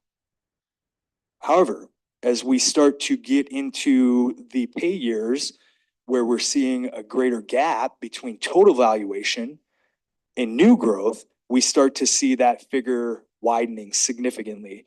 So in pay 22 jumping up to 960,000, pay 23 jumping all the way to 4.5 million, pay 24 8.6, and then upcoming pay 25 9.9 million. So a very significant gap between those two figures. Yes, ma'am, please. So those numbers in yellow, that's what we're missing out on because of that $3 per 1,000 max. Yes. Okay. No, let's slight tweak. That's what we're missing out on because of the max request formula. Because essentially it's hindering our ability to go out and capture that full $3 per 1,000 amount. Yes. Backwards. Yep. Okay. So this capital outlay, this sorry. is money that's not being collected. Correct. So in the instance of capital outlay, people say my taxes are going up and we're saying, well, they could go up more. Yeah, yes. I mean, essentially there is this very broad gap from probably a lot of districts that are continually year over year at that $3 per 1,000 max, where our district is not able to reach out and capitalize on that growth happening in the community. And obviously I was not in the room when the bill happened and the formula was changed. However, I would say in my opinion, the explanation would probably be, well, we're relying on new growth because if your community is only seeing valuation increase in current property, then your community is probably not growing, which limits your need for capital outlay, right? Well, we're different and we're unique. And I think the eastern corridor of our community is a great example of that, right? We see massive amount of growth. Obviously our enrollment is not growing at the same speed, but we have to respond to our community where it's at. And the idea of, again, having to shift boundaries, bus kids away from their home locations into other parts of the city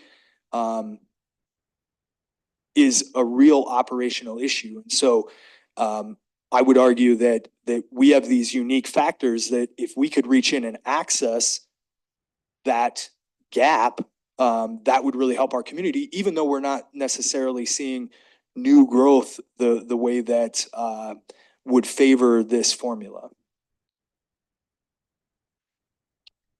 Here's what it looks like from a graphical perspective. Sometimes that helps more than words. Again, we see the red line being the $3 per 1,000 max, the green line, the max request per the formula. Pretty tight in these 19 through 22 pay years, but again, this major gap widens, and we see it continuing to widen. And the issue is, again, until something changes, until there's some type of solution to this, this gap is going to continue to stay the way it is, and we'll continue to see this problem. And so, as we discussed in our conversation last week and in around the ASBSD resolutions, in particular, their resolution around capital outlay and adjustments, I didn't include the number, I should have done that, would support flexibility in this area. So essentially what it says is we want to rewrite the formula and allow for flexibility for property tax caps in the capital outlay area so that districts can reach in and access some of those fundings. So, for example, if the statute was changed to allow the general formula increase or the $3 per 1,000 evaluation, whichever was greater, it would allow our district to reach in and access that badly needed capital outlay funding, again, without exceeding that 3 per 1,000 overall limitation. So I see that as a real win-win in terms of a legislative middle ground that we're not asking to exceed the overall valuation. What we are asking is to access that gap in between those two numbers. So some key takeaways around this area. In general, capital outlay funding is very confusing. Increasing property valuations are not a straight line to more capital outlay revenue, very similarly to the other funds. The formula restricts our district from seeing these really significant revenue increases that I think everyone thinks we're having. And again, it's likely going to require a legislative solution given that it is baked into the formula at this point. So again, just these conversations are meant to be short, quick hits, and just continual as we lead into the budget process. So I'm happy to answer any questions, and I should throw out my next subject is going to be regarding enrollment, state aid, and of course this will get drugged back into it because of that complex relationship. So buckle up for that conversation. Happy to answer any questions, President Carr. Thank you very much. Yes, for that sir. report. Ms. Stephenson? Thank you, Coy, Yes, ma'am, for that of course. report. I will probably ask this question until I'm done being on the board. Please do. And then after, just because I like to point it out. Yeah. So not for capital outlay. I think I get that for the Yeah. next 5 minutes, but the general property tax discussion that you talked about before for general state aid. It's accurate to say that our property taxes get sent to the state and get distributed back to us per the formula. From a collection standpoint, yes. Okay, so when people say, but my property taxes have gone up so high, how do you guys still need money? It's accurate to say, well, yes, your taxes have gone up, but the money that the state has given us or allows us to keep from your property taxes has not gone up proportionately. I would say, I think it would be more accurate to say, and this is really what we'll dig into in the next conversation, as the most complex piece of all this is trying to understand how property tax interacts with those other major revenue sources, and it creates a real difficult situation from our districts. So I think a more accurate way to say that would be, because of the district's enrollment situation and because of the way that the state aid formula is structured, what we're seeing is essentially a shift in distribution of responsibility between the local effort or the local taxpayer and state aid. And I think the best concept of that is, I say this a lot and I apologize. When I came into the district, if you looked at general fund revenue as a pie graph, right? State aid made up about 40%, local effort made up about 40%, and then federal and other, right? We are now at a point, and I think it's probably going to shift even more this year. So in fiscal year 25, the current year, state aid is making up about 36% of our budget. Local effort is making up about 53%. And so we continually see this shift in responsibility or burden away from state aid to the local taxpayer. So it's very frustrating. As a taxpayer, it's very frustrating for me, especially understanding it the way I do. Because, yes, your property tax bill is going up. However, again, as we point out, in this slide, yes, we are seeing new property tax revenue. However, if you look at total revenue from a year over year perspective, the growth is essentially flat and or falling because of the complex situation and relationship between those things. So I think to me, the best way to explain it, if I could do it in a sentence, would be there's a shift in burden or responsibility that continues to shift towards the local taxpayer and away from the state. So more accurate to say, yes, your taxes have gone up. Yes, those taxes are coming to the district, but because you're paying more, that's allowing the state to pay less. You got it. And then the state has a balanced budget and we can celebrate. That's a way better credit explanation than mine. Yes. What? Yeah, that's a way better explanation than mine. Yes. Okay, I just wanted to be sure. And I asked for clarity. I also just repeat so that people know, like just the reality of the situation. Absolutely. So appreciate it. Great. Thank you. It's a great question. All right, Mrs. Urban. So I think you should write that down, Christine, because that was like the most, That was really good. that was really good. And it's so hard to explain to people. I always think we're being penalized by the state for having our enrollment go down. At the same time, our property taxes are going through the roof and there's a lot of money that's going to the state and they get to keep all of that. Yeah. So anyway, write that down because it was good. That was good. And I don't know how, but we're gonna have to find a succinct way to educate the public. Yeah. Because that is a very hard conversation. People do not understand is. it. And as we are thinking about facilities and things like that, we have to be able to help people understand. Yeah, that's a great point. Yo, you're right. And I think that is the essence of the difficulty of the situation is that, and you all understand, I'm not great at being succinct, but it is really complex in trying to help folks understand all these different factors and how they get thrown into the pot and what the ultimate outcome is really difficult. So I agree. I think that's been the sort of constant struggle in my time here is how do we, legislators, other stakeholders of our system, how do we help them understand what's happening here in a somewhat succinct way? So I totally agree. All right, any other questions? Thank you very much. Thank you, sir. Very Appreciate good it. report. We have no conflicts of interest. Moving on to item 11. Is there a board member that would like to pull any Stop sharing. of the proposed agreements? Hearing none wanting to be pulled, I'll entertain a motion to approve the proposed agreements. So moved. Second. It's been moved and seconded. Any discussion? Hearing no discussion, all in favor of approving the proposed agreements signify by saying aye. Aye. Any opposed, say no. Okay. Item number 12, any proposed consent agenda agreements that board members would like to pull?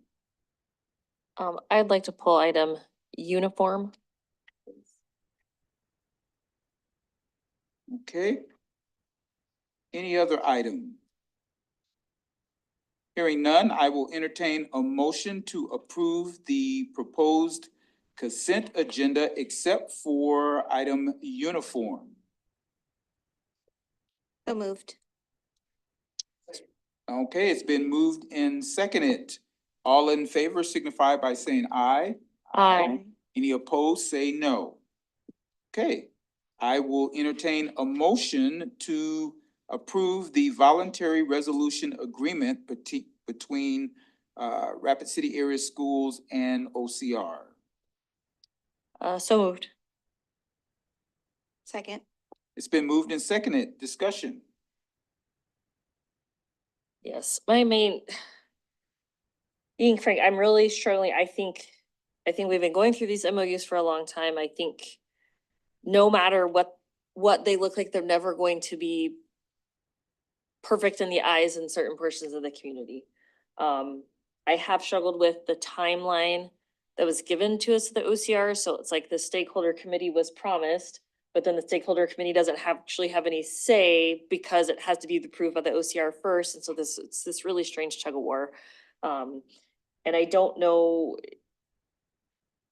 by pulling it, I can either abstain or say no. I'm really torn. I'm really conflicted. And again, not to say that the way they're written is bad. I just have some internal struggles about it, and I don't know that there is a great answer, honestly. Hey, Mr. Brooklyn. Yeah, similar feelings. Just to add on to that, I know that this was approved by the RCPD and the sheriff's office and the OCR. And so that makes me feel like it's good, but then I am also hearing from members of the community that it's not. And as Jamie said, though, maybe that's just that's how it is. I also do worry, my biggest reason that I'm actually kind of leaning towards no right now is the oversight portion of it. That it does lay out that it is the PD and the sheriff's office that are in charge of that we can't really say, pull this officer, discipline this officer, any of that sort of thing, the way I'm reading it at least. And that gives me concerns, not because I have any specific concerns about any specific officer. I just thinking longevity, thinking about what can come up. With any policy. I'm not ever thinking about right now, I'm thinking about what could happen. And kind of along those same lines, as I sit here and ponder, I do want to make clear that a yes does not mean that I think this is perfect and that I love it, and that I no does not mean that I hate this and throw it up and crumple it up and throw it away and everything about it is terrible. So that's all I just wanted to share, is just to put that up, put what was going on in my brain tonight and the last week out there for everyone to know before we vote on this. Mr. Swan. Thank you, President Carr. I do have some concern over this. The only thing that really Ms. Redbear did bring up is that there's no clear measures for success. I know success for that for an MOU of this sort would be school safety, and how do we measure that? The other one is just really talking in my head about this whole piece is, we didn't get any input, I guess, from the cultural aspect of it. We didn't have town hall meetings over this. We didn't have anything that would have guided any tribal input or any native input. And that seems to be the community that's most affected. So I truly stand with the idea of school safety for SROs, and I have been in the discussion of listening to in the MOU discussions about taking officers out of the disciplinary role and creating those opportunities for administrators. So, and to Christine's point, I think just having this agreement doesn't violate any civil rights. But I do know that I think a lot more preparation would have been put into it. And I do agree with Jamie in the fact that it did appear to be us, the police department, and the OCR. And, it really took out the local factor. You know what I mean? That's my concern with it. I'm just having I'm with Michael. I'm just kind of having a tough time wrestling these within my head. It's not I hope that it's not taken as a no show of support for our police officers, because it isn't. We've heard from the mayor, we've heard from the chief of police, we've heard from the sheriff himself. They all attended the meeting, and it wasn't even really about that. It was just about school safety. So I just want to make sure that we're, that all the consideration that we're looking at, that we've considered every aspect of what we're doing in terms of getting the right input for this, because it appears that it was made at a 10,000 foot level, and we're leaving out an important part of our community. So thank you. Right, Mrs. Urban. I think we did hear from the community at the listening session in September. And I think the majority of the people that came really supported an SRO program. And certainly we heard concerns. And I did reach out to Ms. Red Bear and I did try and get answers to some of those questions and pass them along. And I think that there was a lot of care taken when they were really trying to meet the requirements of the OCR. So there are some changes that I think are going to be good and are responsive to that specific population. I think more training is a good thing. I think that's outlined very carefully in the MOU. But this community, especially at a time when school safety is kind of at the forefront of all of our minds, I just don't see how not supporting an SRO program would be a good thing. It's something in our community that I think has been successful, not for all people. And I certainly understand their stories and I think we need to be responsive, but I feel like this MOU is responsive. All right, Mrs. Stephenson. I also am really struggling with the timeline of this and the perception that that we're entering into these agreements. The OCR approved it, but we thought this stakeholder committee was gonna have some input. I also understand that the way that the timeline was set out in the OCR, it does not sound like we had that option. Like we had to get some things going before the stakeholder committee got approved.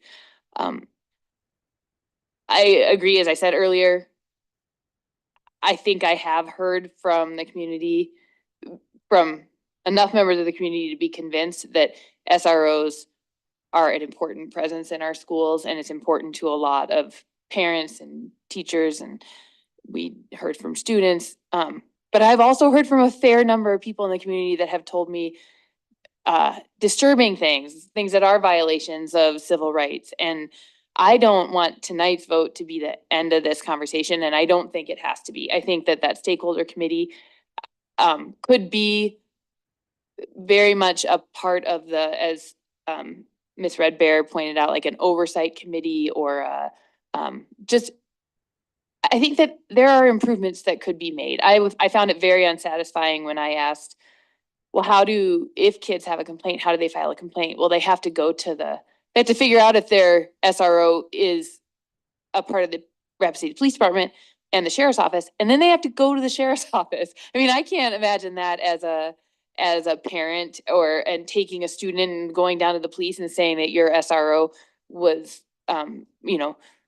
inappropriate, violated my rights, whatever. I mean, it's a very intimidating thing. And I think that there should be a designated person in each of our schools to bring complaints to help parents and students navigate the issues that they do arise. These are students, these are human beings that are, the police officers and the SROs are human beings who make mistakes. When issues arise, I don't want the assumption to be the burden to be on the student. Well, you figure it, you can go down to the PD and figure it out. I don't think this conversation's over, but I feel like this is a final reading after a few, these have been before us. I've heard from a lot of people on both sides, and on balance, I don't want to,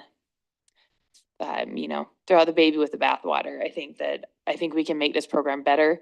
I think it's what our community wants us to do. So I think we should not end this discussion with the vote tonight. Ms. Clapham. I'll try to be succinct. One, I want to be clear that I will not speak for others, but I feel like Michael implied this. A no or an abstain vote is in no way saying that someone is anti-SRO or wants to remove SRO. So I want to be very clear about that. Like, we're not, if we were to say we don't necessarily, whomever was to vote no or abstain, it is not saying anything about let's get rid of SROs, we don't. It's saying this particular MOU, there is something in it that we feel strongly about. So I think we just need to be very clear with that it's not we're not supporting SROs or this is some shift to pull out of schools like that. So to be very factual there. And also kind of on the flip side, I guess it's like arguing both sides of the coin. When we talk about like measures of success, I don't know, in MOUs in general, like if we generally have measures of success in an MOU actually, like to take a step further in the stakeholder committee or something to come up with a measure, but generally an MOU itself would not have a measure of success necessarily. When you look at like the mini MOU, there's not a, you know, if we do the MOU for Dreambox necessarily, it doesn't include in there students' math performance will increase by that much, like we don't, so I don't know that that's necessarily a reason I would necessarily say no. The other thing, I think, if this weren't to has my understanding, and Kelsey could speak if she so chooses, is we would still be functioning under an already existing. It's not like if we didn't approve this, it would all fall apart. Like, it's not like, oh, we don't approve this now, all of a sudden we don't have our SROs. That wouldn't be what would happen. So, want to be clear with that too, that we wouldn't be like kind of setting off a grenade of like, oh no, now we don't have anything. We would function under what already existed, and as Mrs. Stevenson said, conversation would continue, which would continue either way, whether it was Hess or whether it wasn't. I think the conversation would continue. Mr. Swan. To clarify, Ms. Clapham, I think that the part that is that when we do sign on with an educational component, we do expect measures of success. This, I think, has no provision for it, you know, and that's not what, you know, I'm not looking for I don't think Mr. Ironshaw, not to speak for him, but I don't think he's looking for a measure of success in the MOU. I think he's looking for a provision, which is reasonable, which would be reasonable for the rest of us if we were to sign on with somebody else. Thank you. Mrs. Stephenson. So Jamie, if we said no to this, what happens? Why? We're gonna have to then come up with suggestions to modify it, send it back to the OCR. Do we say no and put it on pause until a stakeholder committee is formed? And what does that hold up? Because my understanding was the reason that we're doing this first is because there's some sort of timeline that needs to be met. It looks like Dr. Strasser has an answer. Yes, so we were doing this within the timeframes given. I'll restate, this was approved. We went back and forth with our CPD and the sheriff's office, as well as obtained approval through the OCR. And I think there were significant improvements. And I understand the concerns around SROs and the perception of them as disciplinarians, and that should not be the case. And I think that's one of the big things clarified here. I'm not sure exactly what happens if you say no. I believe we would continue under our previous agreement, but I would have to verify that. So I think this agreement is a significant improvement over what we previously had for those reasons. Ask a follow-up then. Do you see a way that we could have a point of contact in each school so that when students do have complaints that they have a point of contact in the school district to register a complaint and somebody helping them through the complaint process with RCPD and the sheriff's office? I don't know if I can specifically answer that. I think that's something we can definitely bring to the table and start talking about. That might be within the realm of the director and their role and organizing that and what that would look like. But when you start getting specific about every school, I would have to take that back and bring that to the committee and do some work on that. Well, in the stakeholder committee that we're forming, they can make suggestions too, right? Or I guess. Yeah. That committee has responsibility to review our progress, to look at our trainings, to look at our data, to provide recommendations and bring that forward. And that's stated twice a year to do that. So that's the primary function of the Stakeholder Equity Committee. Okay. Mrs. Urban? To be clear, though, I don't think OCR required that we put this particular MOU in front of that committee. Not that we shouldn't. I mean, I think this is something that we renew every year, and it certainly could be something that we put in front of them. And I do agree. I mean, I think perhaps this is an ongoing conversation. But I think it is a significant improvement from what we had before. And as much as, you know, you stated, Jamie, that this isn't saying we don't like the SRO program, I do worry that a no vote will send that message, particularly because this was such a sensitive topic for our community. Mr. Berkman? Yeah, the only thing I wanted to add was I don't disagree that this has major improvements. And to Ms. Stephenson's point, I do feel better knowing that this is not necessarily final. My only place I'm still struggling, and I have probably 30 seconds to figure it out here, is I'm not saying it'll get forgotten or anything like that, especially with the community stakeholder committee. But I worry that it does become final if and when we do pass it. So I did just want to say though that I totally agree that this is much better than what we had. It's not quite perfect, so maybe it's good enough for now and we work forward. I don't know yet. Give me one more minute. Okay, any other comments?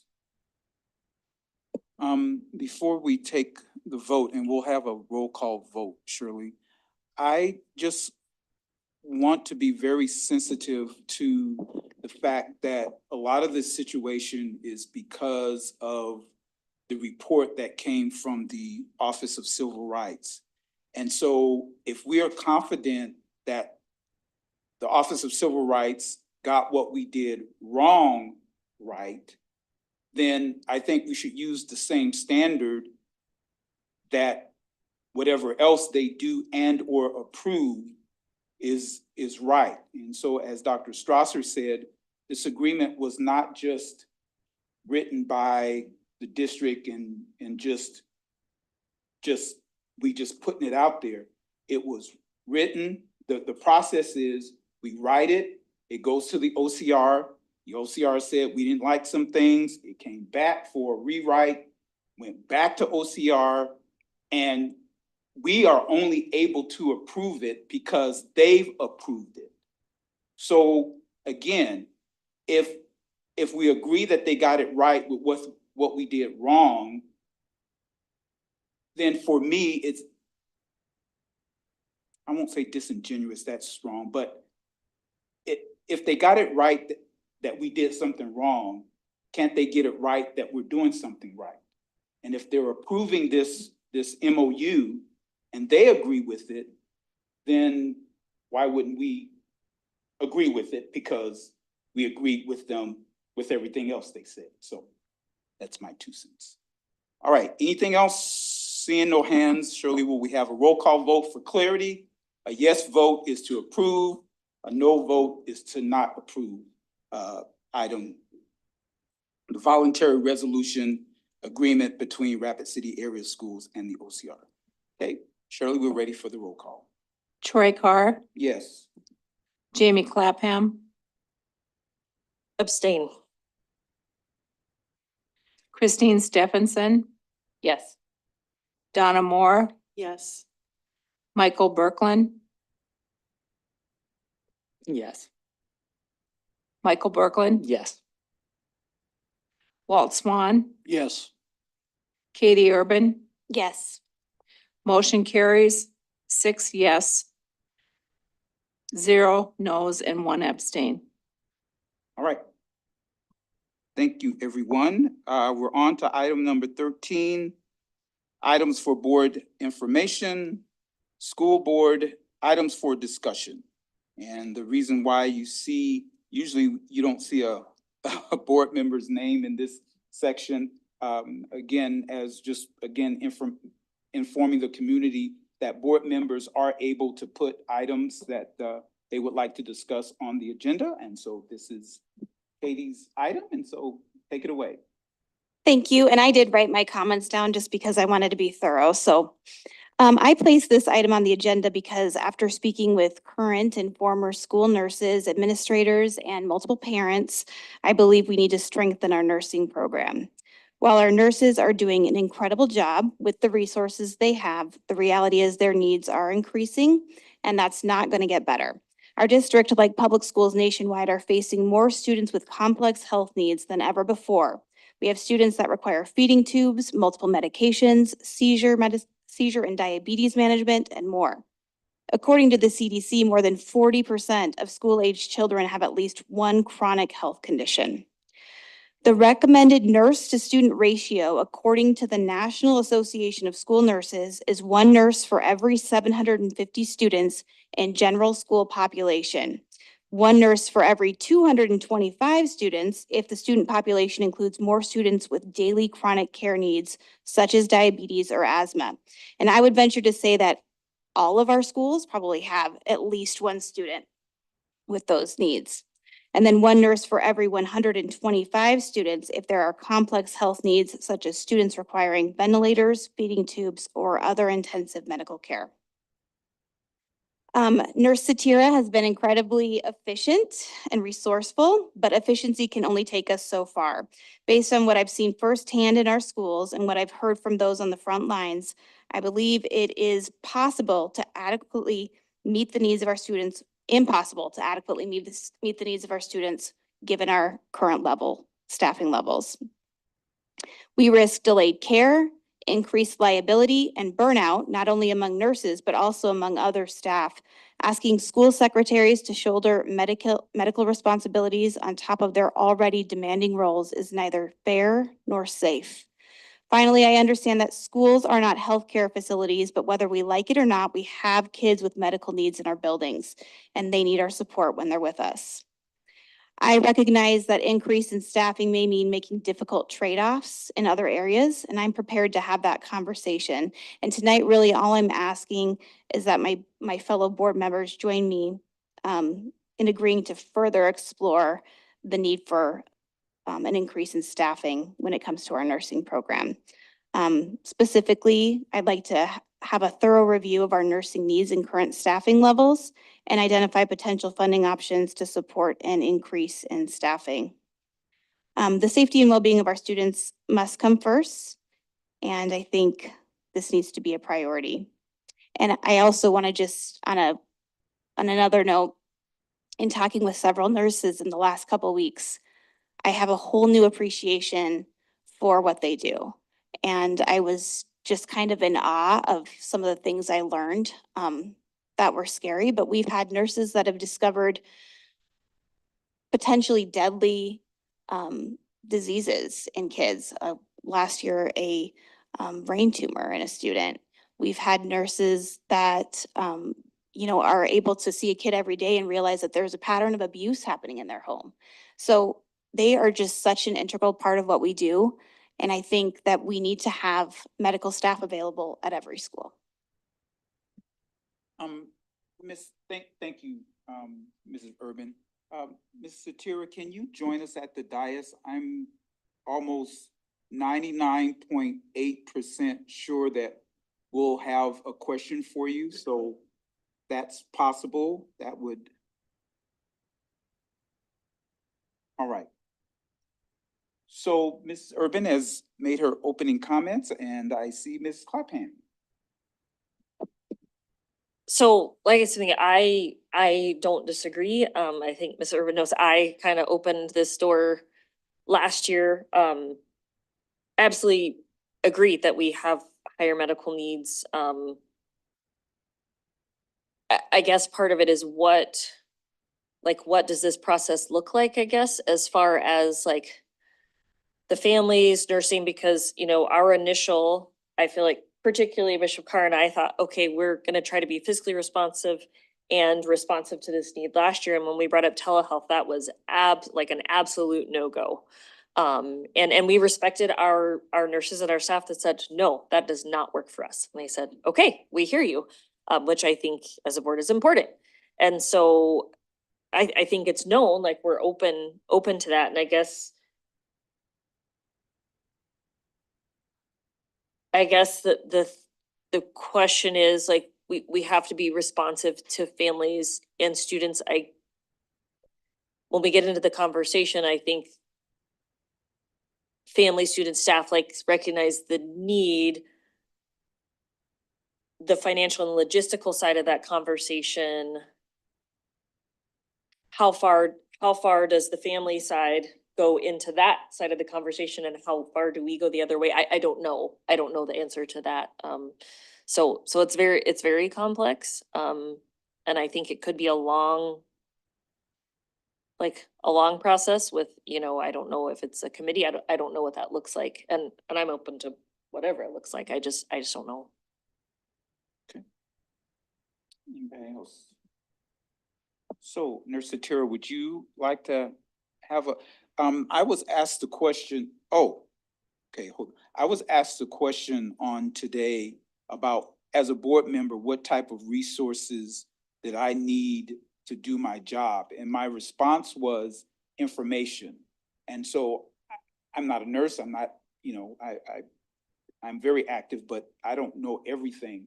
So what I need to help me do my job is information. And then based on the information that I receive, then I'm able to make a good decision on what to do or what not to do. So that's, again, why you're here, your boots on the ground, as they say, and what you say is vitally important, at least personally, to me. So what we'll do is we'll give you a chance to kind of maybe formulate an opening statement.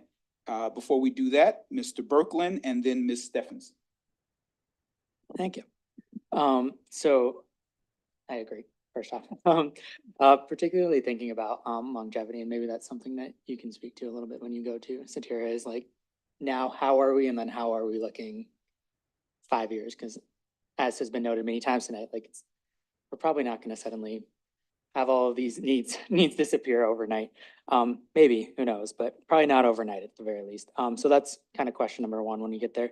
And then the other thing that I just wanted to speak to is, I hear a lot about how schools are not healthcare facilities, and I get that.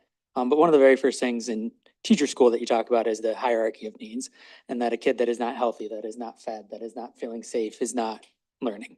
And so I understand that argument, and I get that, but at the end of the day, our job is to educate, and in order to educate, we got to make sure that they're healthy. And then the other thing that I just wanted to kind of ask out and throw out there as we start having these conversations is, we just got a whole bunch of grants for mental health. I'm wondering and hoping that there may be grants out there for physical health. So that was all I had. Thank you. Ms. Stephenson. Thanks. And I'm happy to hear what you have to say first, Satira. I don't have much to add to this conversation other than to clarify. Jamie, I appreciate that you brought up telehealth as an option.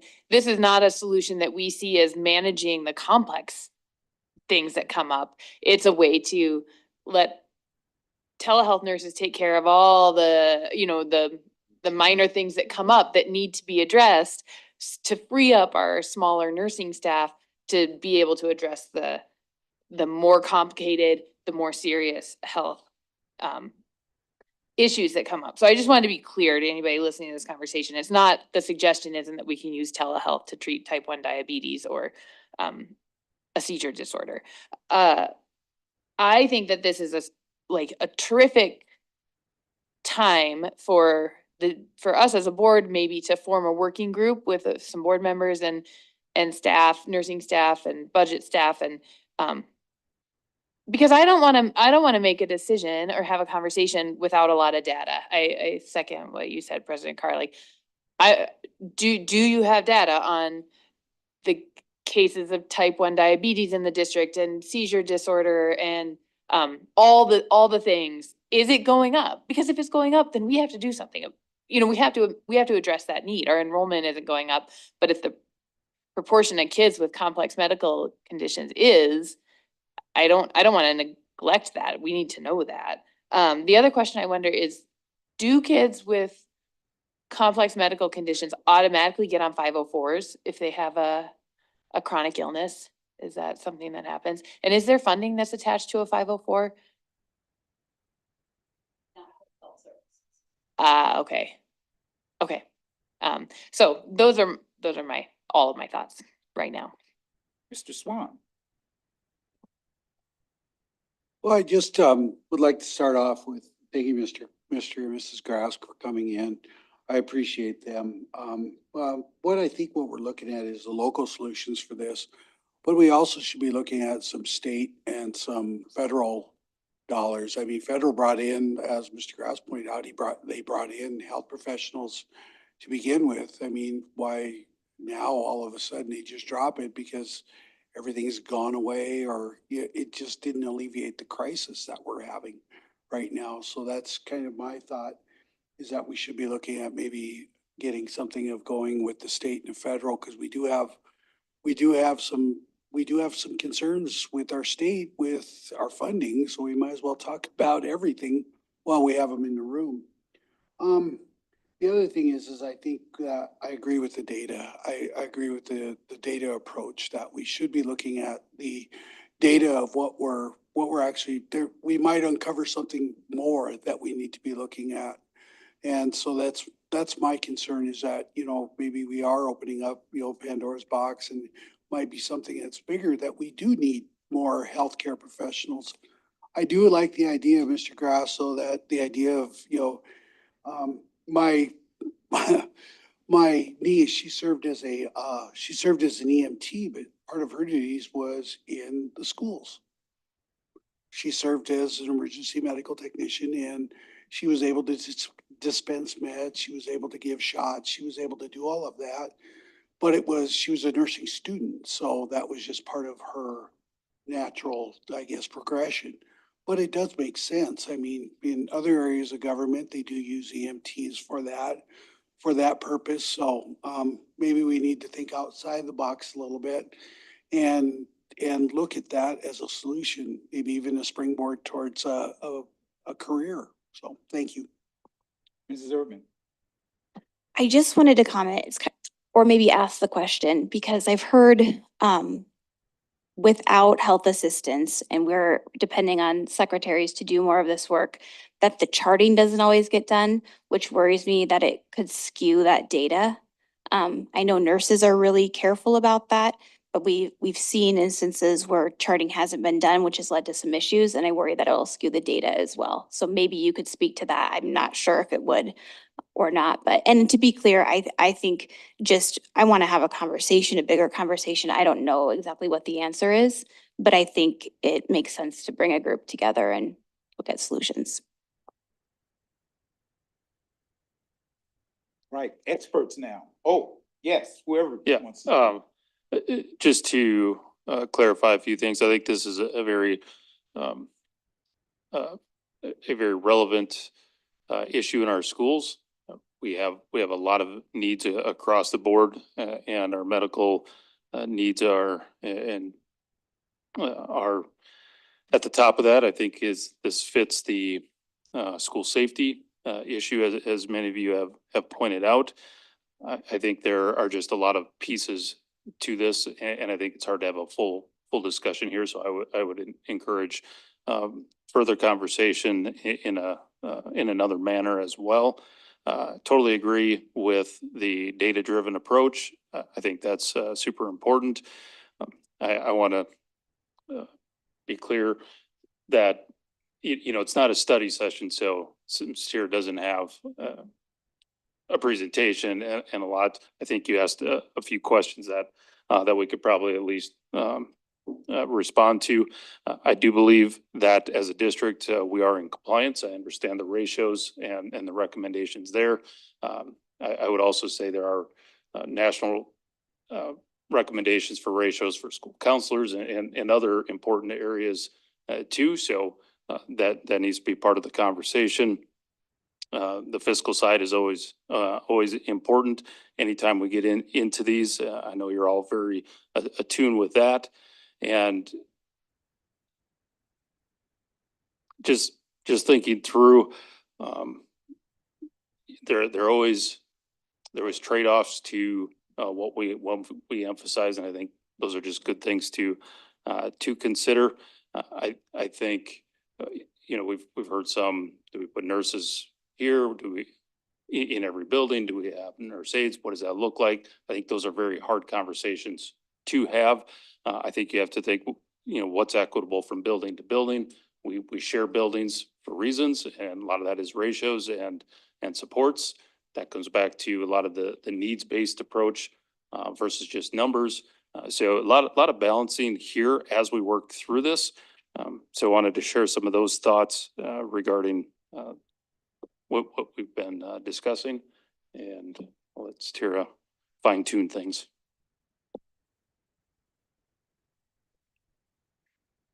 So I want to thank everybody, of course, for bringing this forward because, you know, for all of our nursing team, the health and safety of all of our kids is top priority. And they work daily to be sure that all of our kids are safe at school. It is true that health conditions definitely nationally are on the rise. Some statistics say that 18.1 million more kids in America with disabilities simply due to healthcare saving premature births. So we can now save babies down to 22 weeks. And so those kids in the last 4 or 5 years have started hitting our schools. And yes, that has definitely increased the healthcare needs in our schools. I've seen it, and I do have, you know, we do keep really good statistics of how many kids have asthma, diabetes, anaphylaxis, seizures, cardiac diseases, those kinds of things. We get that information from parents, and it goes into our Skyward data system, if you will, and we're able to pull those and do reports on how many kids in our district have certain diagnoses, and then also which schools they're at. And like Dr. Strasser pointed out, the health services team is a needs-based group. So when we look at staffing, we staff according to needs at schools, and we look at we look at a variety of things when we staff. According, of course, medical acuity, their safety, all the healthcare needs of students. So we have 16 nurses plus myself in the district. 3 of those nurses are dedicated to special services. So with the other 13 nurses, we look at, like I said, we look at acuity, we look at student count, we look at all the demographics of the school and try to meet as many kids' needs as possible. That makes sense. And as far as all kids going on a 504 that have a health condition, not all do, but most of our diabetics are on 504s. Lots of our seizure kids are, and of course our more brittle asthmatics and anaphylaxis kids. They all have an individualized health plan that's written by a nurse that when they meet with the parents, they gather information from the parents. They formulate a health plan that meets that child's needs, and then that is disseminated to staff, and we help educate staff on those kids' particular needs. Does that make Ms. sense? Clapham. Yeah, that was very good. Thank you very Yes. much. Yeah. One, thank you, Satira. And yes, I know we don't have a ton of like a PowerPoint today, but it just came to my mind and it's something that I brought up, and I may have actually brought this up in discussion with you at Mom Brain, that's what I'm gonna blame it on. But do you, as the nursing director, are you involved with any sort of medical training education for our staff? And I asked that with the back, I learned, so for anybody who's out there listening doesn't know, so I grew up in a metropolitan area. I grew up outside Atlanta. Like, for example, it was where every head coach of every sport was required to have certain training, CPR, AED, like and so you knew every building that had that training. So do we keep stats of that? Not to say that would replace nurses, but saying when we look at availability of people who are knowledgeable, do we have numbers on that at this point in time? Sure. So every school's nurse offers an emergency training at the beginning of the year, which is just a generalized emergency training for AED, stop the bleed, epinephrine, LifeVac, and every employee is invited to those emergency trainings. And from my knowledge, the majority of the people attend those. Then when it comes to the individualized care for kids that have some special diagnoses like type 1 diabetes, diabetics, seizures, anaphylaxis, and asthma, the plans that are written specific for those kids, the people who will have the most touch points with those kiddos will get an individualized emergency training, like with their emergency medications. The other thing we use is when the nurse is off-site, there's an unlicensed diabetic aid and an unlicensed medication aid that are utilized on the off-site school.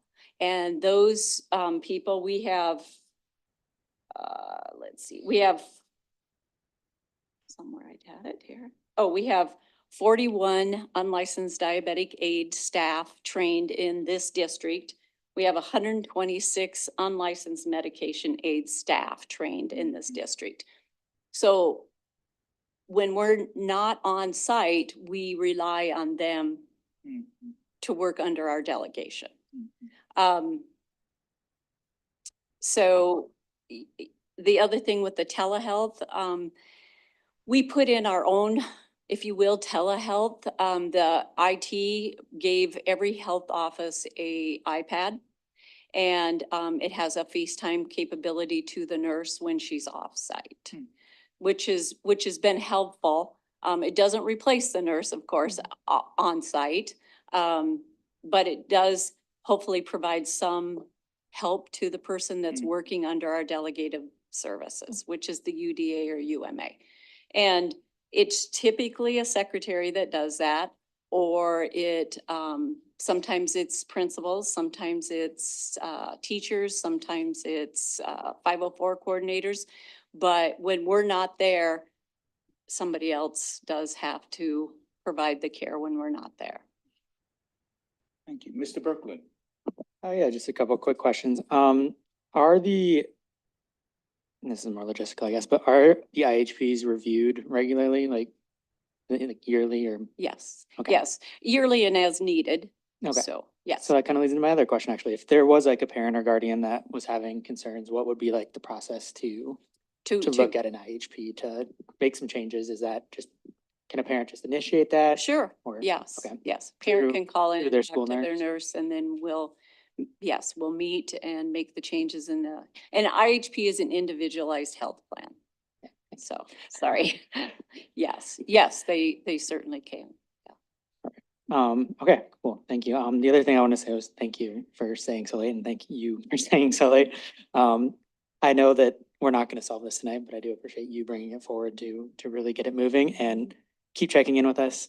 We're gonna keep on it, but we're not gonna solve it tonight, but I do think that it is something that is worth keeping thinking about, because there's gonna be even more kids that we're helping out, and Yeah. leads to some needs. Definitely So- the healthcare needs or health needs of kids have increased in my experience, and we want to keep them safe when they're at school, obviously, and whatever resources we have, we'll do the best job we can with providing care to the kids. Okay. Ms. Stephenson.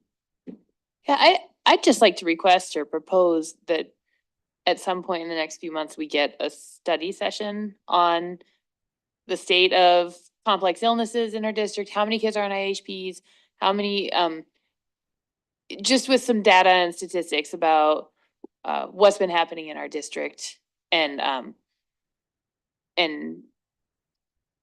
if there are any potential areas that you can see, like, we could make some improvements if this happened, or if we change this. Yeah, Katie, I really appreciate this conversation. I think we needed to have it, and I think now we need a little bit more information, because certainly we all agree, we require kids to go to school in this country. It is our obligation to keep them safe. So thanks for being here tonight, and hopefully we can get that at some point in the next few months. Mrs. Thank you, I Urban? appreciate that. Other than, I think it would be helpful to also get to maybe survey or somehow get some information from our administrators. Because I'm hearing from them and from directly from secretaries that is not working to delegate these duties to them. They're just too distracted and the needs are too great. And so I think it's a lot to ask. So maybe we need some input from them as well. Okay, Mrs. Urban, to answer your question of what your goal was tonight, I think the answer to that is yes, meaning that we can look into the issue further. I think if we set a date for a study session, I think that would be great. And during that time, we can get the data, we can put the people that need to be put together, we can get some solutions. And then at the study session, have a full discussion about what are the facts, what are our options, and go from there. And for Mr. and Mrs. Grass, thank you so much for coming. And I just want to personally say that we take the health and safety of your kids, and as you represented other kids, very seriously. It's not something that will go in one of our ears and go out the other. We're very concerned about your situation and other situations. So we will do our best to deal with it. And unfortunately, I hope it's not insensitive to say, but with this health issue and with many other issues, finances do come into play, especially when you talk about what we're able to do and what we're not able to do. So while we would want to do everything for everybody, the reality of budgeting situations will cause us to be limited. But we are concerned. We're going to dig into it, and I don't know how we can make sure that you're invited back to the study session that we have. Again, I have a saying about I'm not a person that bump the gums. That means just do a lot of talking. We're about action. So I would really like to show you that we're not just talking and just, wasting time talking, but for you to be involved and have a firsthand experience when we have that study session. So I guess I'll figure out how to keep in contact. Yes. Okay, very good. Thank you very much. Thank you for coming. All right. Anything else? All right, moving on. We have superintendent search. Who was going to make that? What's that? I can give you a brief update. Yeah, I think that's all we wanted. We just wanted to communicate where we were in that process and let inform the community that what we're doing and that we are doing something. So at the last meeting, you wanted to add to get going to gather proposals. So the first ad for a request for proposal ran in the Journal on Saturday the 16th. The second ad runs again on November 23. RFPs have been sent to the 5 firms that responded to the last search you did for a superintendent. So that information is out there, and the deadline for those proposals is November 30th at 4:30. Gary continues to review potential search firms to forward the proposal to. So it's in motion in terms of getting it out there so that hopefully by the December 3 meeting, we can bring forward what we've learned from the RFP standpoint. Okay. All right. So this is really for the community to let you all know what we're doing. Obviously, we're in a search for a superintendent for the district, and we're doing something different this time that we didn't do the last time. So as Dr. Strasser expressed, that we're right now at a point of sending out with RFPs. What does that stand for? Request for proposals. So the companies, they will send us proposals. we will pick a company. That company then will do a search for us based on what we are asking them to do. And one of the big things that I know people are thinking about as they hear me, yes, there's going to be community involvement, there's going to be district involvement. You know, even I might even ask my dog what they think. So everybody's going to have input in this process as we go. So we wanted to let you know that we are looking, the process has started, and we'll keep you updated as we know more, we'll let you know. Right. Any other board member, I say that right? Anything else we need to say about that? Okay, committee reports. Mrs. Clapham. I really actually will be really brief because there are more like 3 reports. The Community Outreach Committee, we had to delay our meeting. That was mostly my fault because my schedule is just way too full this week. So we will push our meeting back to next week. And then kind of a on Thursday, I will be going to Pier for the state directors meeting for ASBSD. And then Friday is the delegate assembly. And so on Friday, we will talk about all the standing positions that will, from ASBSD standpoint, be lobbied and discussed in Pier. And it'll be a great opportunity to really communicate with other districts and see what their thoughts are on certain things and kind of get an update. So also to my colleagues, if there's things you want brought even to the director meeting on Thursday, feel free to shoot me an email or a text and say, oh, you know, maybe we should ask other districts what they're doing with this. That is, as the director from our board, that's my job. So feel free to reach out and I'll have a long drive to think and ponder as well. So. All right, Ms. Stephenson. Thank you. The facility committee meets tomorrow. We haven't met since our last meeting. And then the finance committee meets in early December. We could use one more member of the finance committee. I think of these committees, and especially the reason that I'm on the finance committee is it's an opportunity to kind of dive in and learn a little bit more so we can be better advocates and representatives. And I know that Coy, when he puts on a finance committee meeting, a lot of work goes into it. So it would be really great if we had one more person who wants to volunteer for the finance committee to learn a little bit more about school finance. I have a little attachment to the community relations committee report. We had talked about finding a volunteer opportunity. So I'm gonna send you one that popped out as the best. I hope it works for you guys there. And I will get a little, I'll solicit some feedback, but Goodwill is doing a shoe and mitten party and they would love to have us volunteer at that. It's December 7th. It's a Saturday from 9 to noon. It involves ushering kids in and getting them shoes and mittens, new shoes and mittens that Goodwill gives to anybody who needs before the winter season. So I will send you the flyer for that. Surely I'll let you know if we have a quorum present volunteering. But we thought that a service activity for all of us to do would just be kind of fun for us and meaningful for the community, and especially this one since it's with kids. So hope to see you there. All right, thank you for that report. Mr. Berkeley.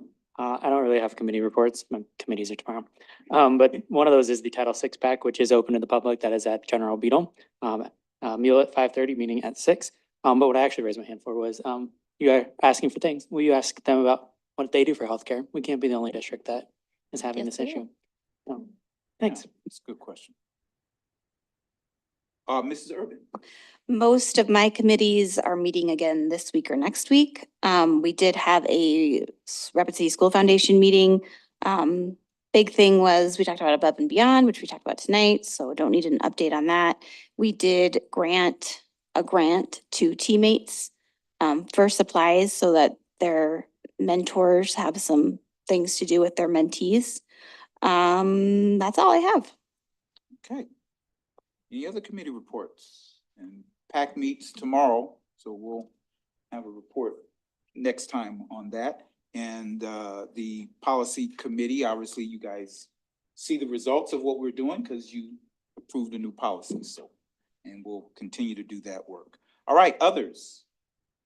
Other. Oh, Mrs. Urban. Just quickly, I wanted to mention that this week is American Education Week. And I think public schools are facing so much scrutiny these days that it's really important to recognize it and what public education has done for our community. So, and our state and our nation. So I just wanted to point that out. If you do a little research, it's an interesting, origin. But yeah, yay for public schools.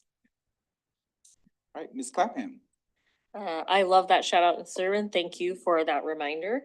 And I just want a couple of very quick shout outs. I think sometimes obviously we focus on big picture and we have this many students, this many staff, but just this week I had a teacher reach out who had left their district and is now returning and says she feels invigorated, rejuvenated, feels a positive direction. So that was really encouraging. And then I also had a family reach out to me directly who has homeschooled their children for several years and they just text me today to say they're enrolling them at Stevens and are excited about that. And I think to say that our goal is to support education and even in alternative education, that I strongly believe that we want a district that whenever somebody wants to come into it from private school, from homeschool, that we want it to be a place that you trust your child to be. And that we respect whatever decisions parents make, but that we want this district to be a place that students want to be. And on that, talking about public education, I was at the indoor playground and there was a 5-year-old's birthday party and I ran into kindergarten teacher who has been teaching for 40 years and her students invite her to their birthday parties because they love her so much. And I will say anybody who has met Kara Schrader knows one of the most passionate educators you will ever meet. And again, that's what public education is doing. These kids, love their teachers, and so it's just amazing to be reminded of the investment that our staff makes every single day. All right, thank you. Mr. Swan. Just an informational, the winter Wachipi that was scheduled for General Beetle for December has been moved to January now. Is there a specific date or just January? I don't think they've decided one yet, but I don't think they decided one in December because I never had a date, but I think it is in January. Okay, thank you for that. Anything else? Anybody else? All right, we don't have executive session tonight. No. All right, I will entertain a motion to adjourn. So moved. Second. All in favor signify by saying aye. Aye. Any opposed, say no. All right, thank you, everyone.